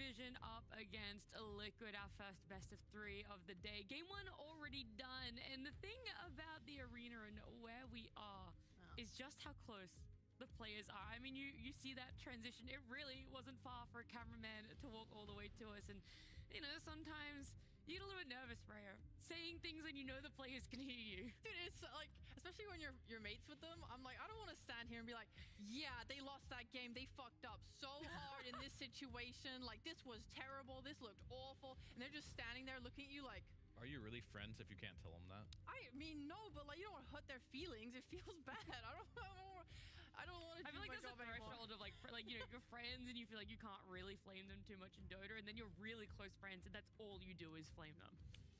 Then play better. The true. If they just played better, then we wouldn't have to flame them. Okay.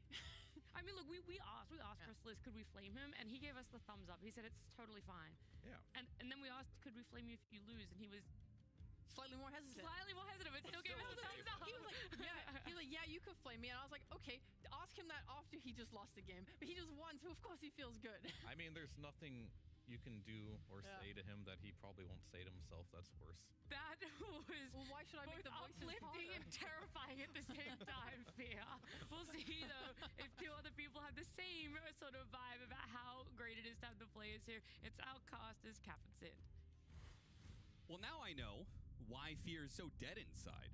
Apparently that was his tactic as a carry. He just said all kinds of terrible things about himself until he won a TI, and then he still didn't look happy. Year after year, he just ground himself down. Yeah. Until he was completely. You gotta lift yourself up, Fear. Lift yourself up. You're great. Have you ever seen Fear smile? Yeah, but it's only in like when you catch him by surprise. You know, you get a joke in there that he wasn't expecting, and then he laughs, and then you realize he's smiling and laughing. It's almost like the Kanye thing, where he's like... Yeah, and the joke has to be dark.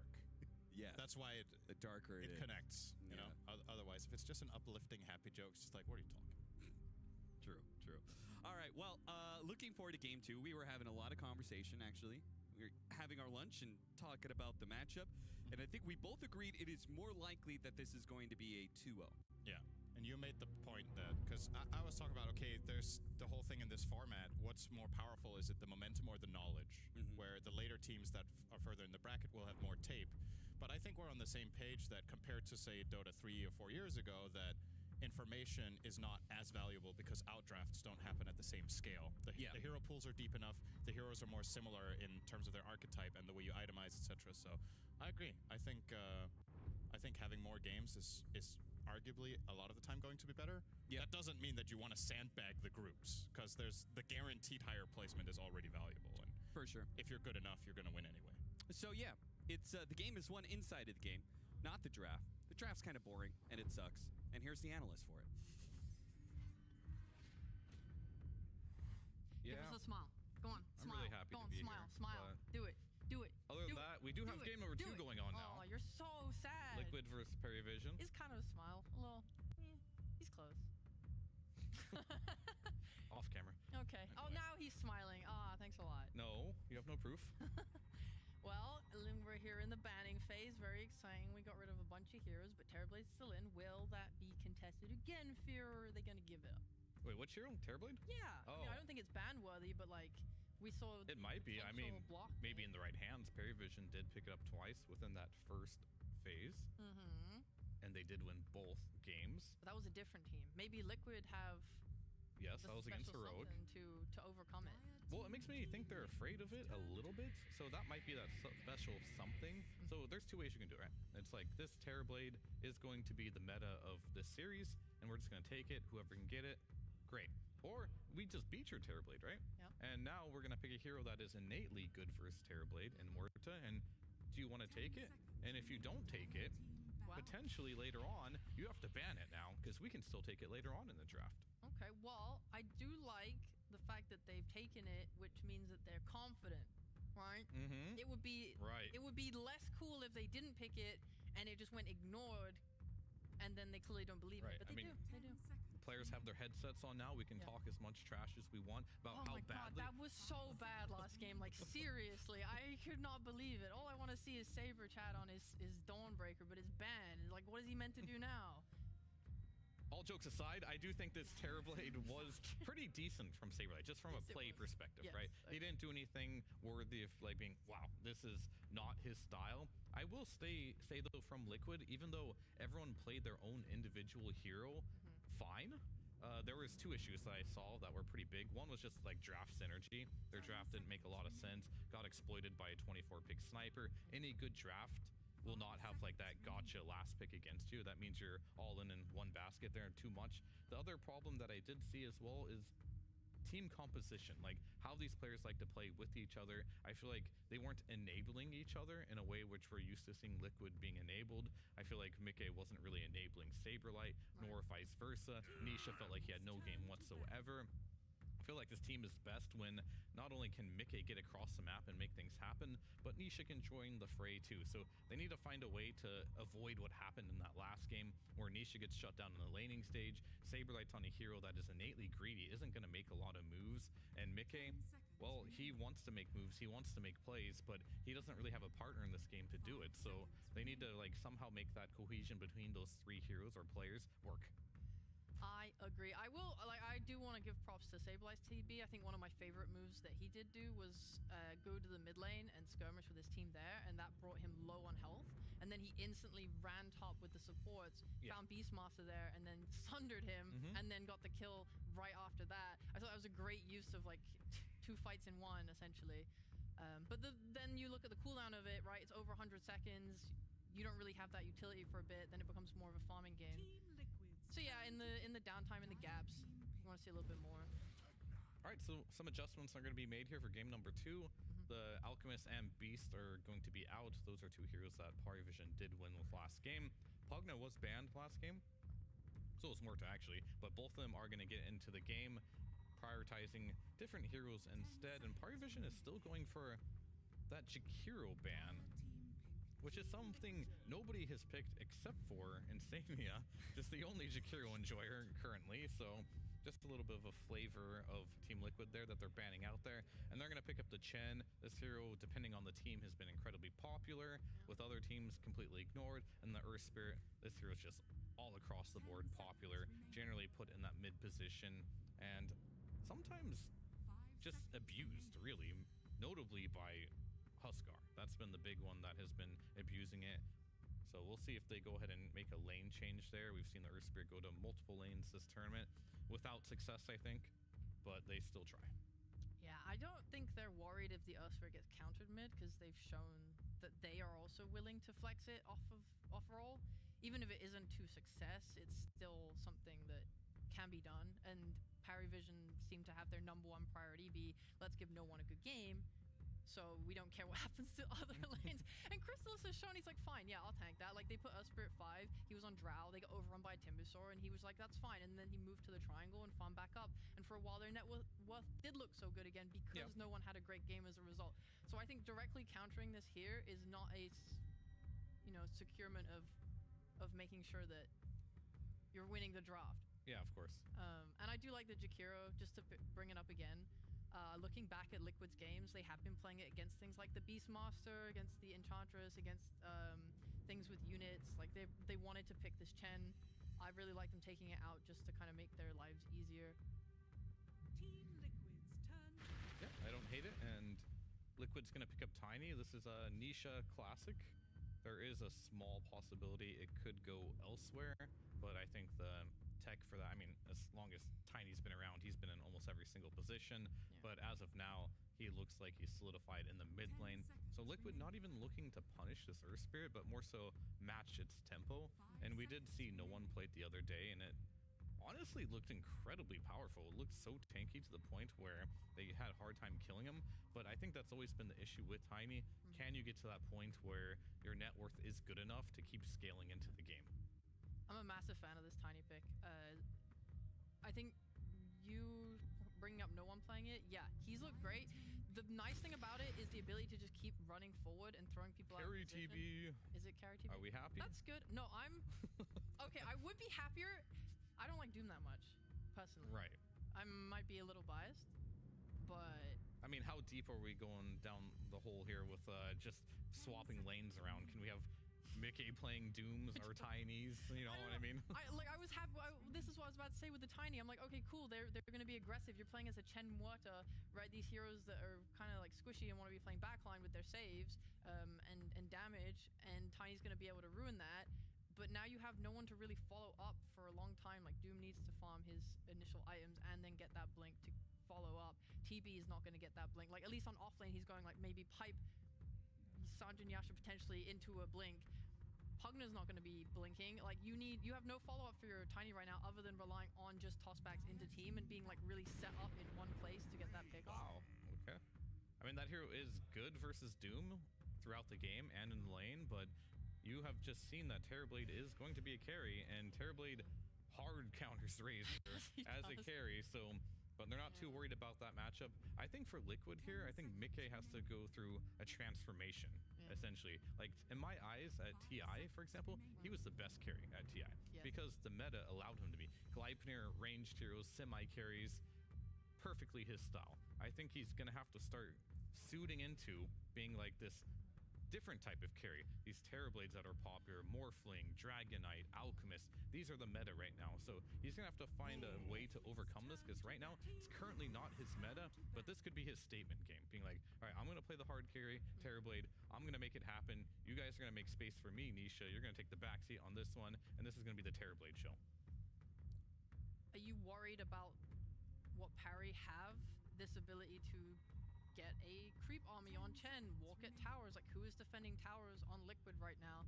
I'm guessing this Doom secures his lane a bit against Chen to not just be, have creeps hitting him. I don't know, but like, I don't know. You have a mid Spirit who's going to be rotating, who's going to be making those hard moves. You have a Razor who's going to be able to link up pretty quickly and take these fights early on. You have a TRBLADE who wants to just hardcore farm the jungle for ages. Maybe he can join a tower push with Pugna mid or something, but overall, I think I'm more worried about the pressure from Parry and about how much farm Doom and TRBLADE both want on Liquid side.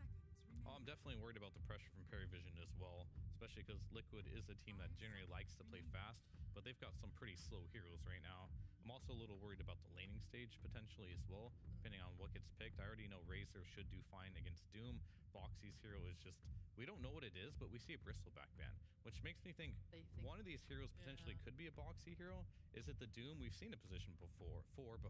We've seen Tiny position 4 before as well. So like these could be, but they're just kind of like out of the box, not meta, not something we see a lot. And unironically, I think that Morph was a ban for potentially Boxy as well. And we've also seen TRBLADE 4 before as well in position 4. So okay. So we're thinking these aren't all their cores. They are open, but I think what Liquid's doing here is definitely trying something unique and innovative if they pick a new carry here. I think personally you can run this TRBLADE as a carry. You probably should. You should enable this Doom. Just throw the Tiny into the mid lane and just pick Boxy, a strong laner, a ranged laner here, whether it's Hoodwink or something like that, to make sure this Doom does have a good laning stage. But they're cooking, and we're going to have a support TB, Doom, or Tiny. I think it's support TB, right? Well, TB Doom lane sounds absolutely terrible, but Boxy is the Doom. Yeah, sure. Boxy will be playing the Doom, so it's going to be... I just called it terrible, but maybe they have something with like the creep usage that Doom can get something. Nisha will be going mid as well. All I know is that somewhere out there right now, Blitz is shaking his head going, these analysts don't see anything. They don't see anything. They don't know what we want. No, I don't think anybody knows what they wanted in this situation here, but looking at the bans of PARIVision, maybe they did, but it's really hard to know. We'll have to see how this one plays out here, but they did get Mickey on his TA. This is actually one of his best heroes, one of the non-Gleipnir heroes that he is a signature. He sometimes bought Gleipnir on it too when it was popular, but it's good versus strength offlaners as a whole, especially against Centaur. You can just wait for the hoof stomp animation, press refraction. Now all of a sudden it's going to be very difficult for him to get double edge after. Keep spamming Meld Strike on him. Not a very comfortable matchup whatsoever. Get a Blink Dagger. Razor links you. You can just blink right out with refraction as well. So it is definitely a good TA game. However, it's not free. I do think no one won't have a bad game because he is versus a Tiny. But these matchups, these lineups, I'm very scared for Saberlight and Boxy though. They are laning versus a Chen Razor lane with a double melee. Sure, you have the Devour for the creep potentially, but you are going to get right-clicked out of the lane. Yeah, I'm looking forward to PARIV hitting this timing with their very tanky heroes that can just walk down and take towers together and fight very easily, whilst you're still looking to hit those item timings on Liquid. When they get the blinks though on Nisha and Mickey, that's when I'm looking for them to go make moves, make things happen, get Roche, and then play off that. All right, we'll have to see how this goes out, but for now we have a little bit of a delay here, so we can just go a little bit over more, like overall game plan. Like, I'm kind of just gonna go fast forward a little bit. Let's say the lanes do go well, right? We get into the mid game for both sides, okay, right? Nobody gets destroyed. We get into like a late game situation. This is where I think like Liquid's lineup starts to get a lot of steam. Like the Terrorblade, he is going to have that early pipe, which is going to help a lot. All right, against psych, them. they have unpaused the game. We're ready to go. All right. Let's throw to our casters, the wonderful Cap and Cinderin. Wow, that throw was not what I was expecting from Alex. Thank you. That was so nice. Very wholesome. Yeah. That's very different from all the mean things that she says to me in the green room, but... Yeah. As a matter of fact, this is something the community is not privy to, but... Actually, we all smile on camera, and then we go backstage in the green room, and we absolutely hate each other, throw stuff, and... it's kind of like a battle royale in the green room at every event. Yeah, yeah. Which is why Fear does extremely well. He is, I mean, the man's just all business. He just gets straight to it, you know? No breaks whatsoever. Just the moment you step into the green room, trips you up, shoves you to the ground. Stay down. Stay down. Ooh, a late smoke here from PARIV. We've seen this becoming quite a bit more popular as of late. Yeah, These late smokes, get the warts out and then smoke after to try to get intel and get a first blood. See if they will be successful. Breaks a little bit on the Templar Assassin on the high ground now, Insania. So they're going to have to... I thought they were going to push to try and get the bottom 2 bounty runes, but they may end up with... The battle begins. Let's see. Which is more important, momentum or knowledge? Conversation we were talking about before.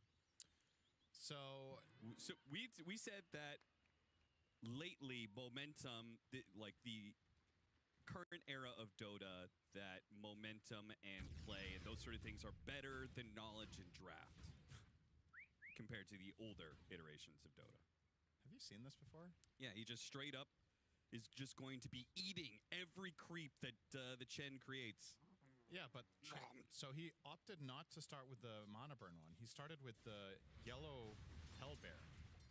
Yeah, I did see him ate it, and then Chen just slammed him because he gets the attack speed from the death throw. Yeah, is that normal in this matchup?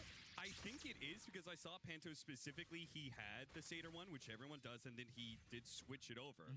And I was like, okay, there's a reason for this. What's it going to be? And I think that is, right? You know, if the Doom's going to be eating all my creeps, I want to get something out of it.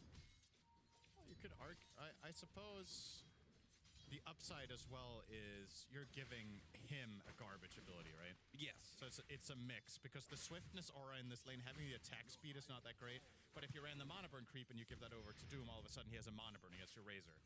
Well, now he has a mana burn. He was lucky enough to find it anyway, so that's...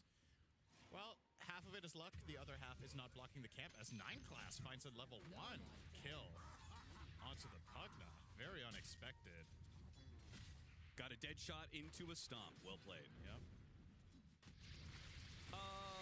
Okay, there's just too much action happening in these side lanes. Saberlight's going to be run down by Crystallis, and now Boxy will take a lot of damage as he gets back to his tower. Then, God! PARIV is just crushing the lanes. I was going to ask about the draft, but the lanes are maybe just being destroyed so badly that Liquid won't have a chance. I mean, my biggest concern is this top lane more so than anything else. I think Doom Terrorblade just sounds straight up awful. I need to be won over in this one. I need to see what they can accomplish. They're playing against Chen Razor. Should be such an easy time. Nice play. And the problem for Liquid here is, who is going to bring them back in the game if the side lanes go wrong? There's literally only a Tiny. There's nobody else who makes moves. The support duo is Terrorblade Pugna. It truly is a new era of Dota when you can run that as a support duo. That's... Or I said Terrorblade as a support. Well, that might end up being the truth. Let's say Doom Pugna, which is the actual support duo. Yeah. A very uncommon pairing. So know, it's funny. I actually messaged Blitz during this draft. He is not here with the team. Right. And so I was asking about the draft, and I don't want to share too much, but I guess the one thing he said was that he actually really liked their draft, which I don't know how you feel about it, but I didn't like it, and I know our panelists didn't like it. And he says that as long as your spirit doesn't pop off, he thinks they've got it. Right. Why do you think that is? Like, what do you see? What do they see that we don't? That's kind of hard to answer because we don't see it. What kind of a question is that? You can't know what you don't know. What? I'm just asking, what are the highlights of this draft for you? What are the good things about the Liquid lineup? Well, the highlights are if you get through the lanes and you get to the mid portion of the game and you're not too stifled, I can absolutely see their team fight becoming exceptionally strong. The Nether Ward, you have the Tiny, all your heroes scale incredibly well. So I see the promise, but I don't know. There's something about this archetype of game I've just seen so many times where you get a little bit too creative with things and it ends up hurting you in the end. But we'll see down the stretch. I mean, maybe this isn't going to be all that bad. You know, despite these 3 kills that they've found in the lanes from PARIV, the CS on Liquid still looking quite healthy overall. They're definitely not getting dumpstered. But without a doubt, it could have been better. No more games. No one goes and gets a bounty rune in the side lanes. Get a refresh. He's doing very well for himself against Nisha's Tiny. Yeah, breaking even, which I would say is, with the level, with the caliber these two players are, I think this is the expected outcome. Sure. Oh, nice glyph. Yes, I just did that. No one. Oh, he's going to toss him back into the tower with an avalanche. That's going to be good damage. Certainly not enough to kill an Earth Spirit, as that hero is rather tanky when it had 100% HP. Mickey trouble. Did have a lot of stick charges there to work with, so he stays alive. But the double bracer DM is... I mean, this is a matchup that can go really bad, right? Because the Centaur has no armor, but now that he's that double bracer and Ring of Protection, looks like he's able to sit in the lane no problem. This is the X factor, though. The Razor has such a good matchup top that Panto is able to go for this movement. And when they push into this tower and Mickey wants to receive those creeps, this could cost him a lot. I feel like this movement from 9 class is a little bit telegraphing the Chen movement, though. Yeah, he's trying so hard that it's like... Of course they're here. Deadshot pushes him back into DM. DM hits the stomp, hits it on 2, but he does end up dying. Now, no one is here, but he's not level 6. Otherwise, this would be an easy cleanup for them. Instead, it becomes very awkward. They don't have the damage to kill these heroes underneath the tower, and it looks like Liquid is going to collect on 3 heroes as a result. Yeah. Again, I feel like 9 class's movement made it too easy for Liquid to prepare that. He killed his golem so it would split so he could get the double toss so he could try and kill Boxy. He might just get it here. Does he have another toss? Did he use both? He used both. Yeah, okay. I thought he had one more. That would have been close. But yeah, he'll get out and his Tranquils will start kicking in as well. Yeah, maybe if 9 class wasn't so overly aggressive there, perhaps that play is a little less obvious to Liquid and they don't TP in as easily in time and set it all up. That is a very healthy development for them, getting those kills and slowing things down. I think that's going to be the name of the game for them, is just don't bleed out. You know, if this game is even 25 minutes in, I like where they're at with Liquid's draft, which also sounds like that was Blitz's take from your conversation with him. I just thought it was going to be unlikely to accomplish that, but so far so good. The roll in, kick out on Boxy. But no one, again, not put in a position to really take over a fight. But Mickey will this time find that the rotation comes from the gate, and it's not just a Chen. It's so much worse than that. It's a Razor. He'll delay the death for as long as possible. They have to magnetize him in order to make sure they can finish off the kill fast enough.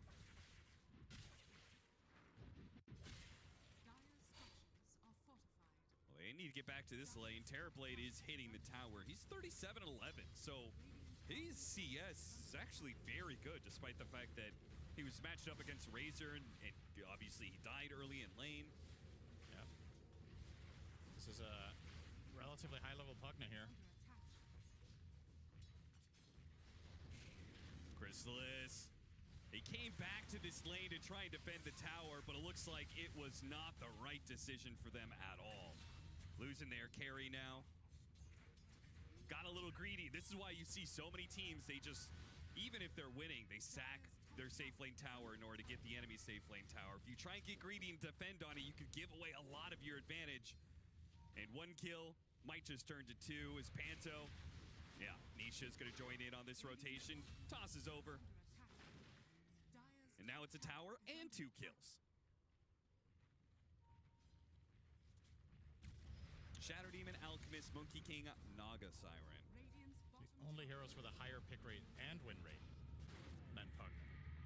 I'm surprised that some of those have a higher pick rate, honestly. Unfortunate, another Magnetize used. This one does not net a kill as they tried to kill Nisha, but they used up all their disables. Yeah, job well done so far for Liquid, honestly.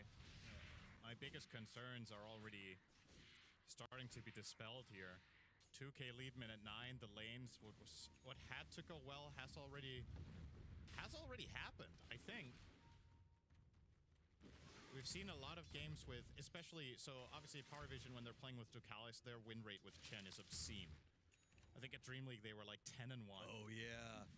But it is Panto playing it, and that Panto is a formidable, or a great Chen player himself as well, but it could be something about team dynamic and understanding where there might be some differences playing with the stand-in in this situation of how to use it. Or Liquid are just doing all the right things, know what to expect, they're planning around it well. Let's see if Saberlight can find a way out of this one. He does have both a Lotus and a Sunder. Nice. So he might be able to use the Lotus to get the Sunder off, and he does. And now goes for the TP way. Oh, he still gets him. That was really close. That was so much damage. I thought a full HP TerraBlade was going to be fine. So apparently Panto's 1-1 with Chen. Yep. He got off the Stampede. Still managed to get a toss onto him, but Stampede lasts long enough.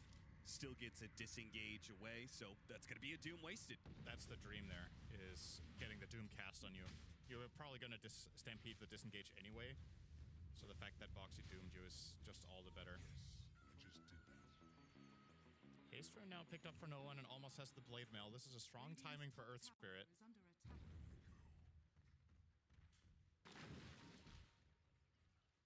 Bit of a mixed bag in terms of Blade Mail, though. It's not the greatest item against the TA. It's not the greatest item against TerraBlade, but it's very good against Tiny and Pugna. Man, Nightclass is just hitting some great dead shots. Yeah, not magnetizing yet. This situation is not good enough. It seems no one did not want to use the Magnetize, I guess. He had the 6 charges, certainly, to force it if he wanted to. I think they were anticipating the Pugna rotation to save and just wanted to poke and prod Liquid, force them to spend some time on defending. Sure. And that in turn will free up Centaur and Razor around the map to get more in the sides.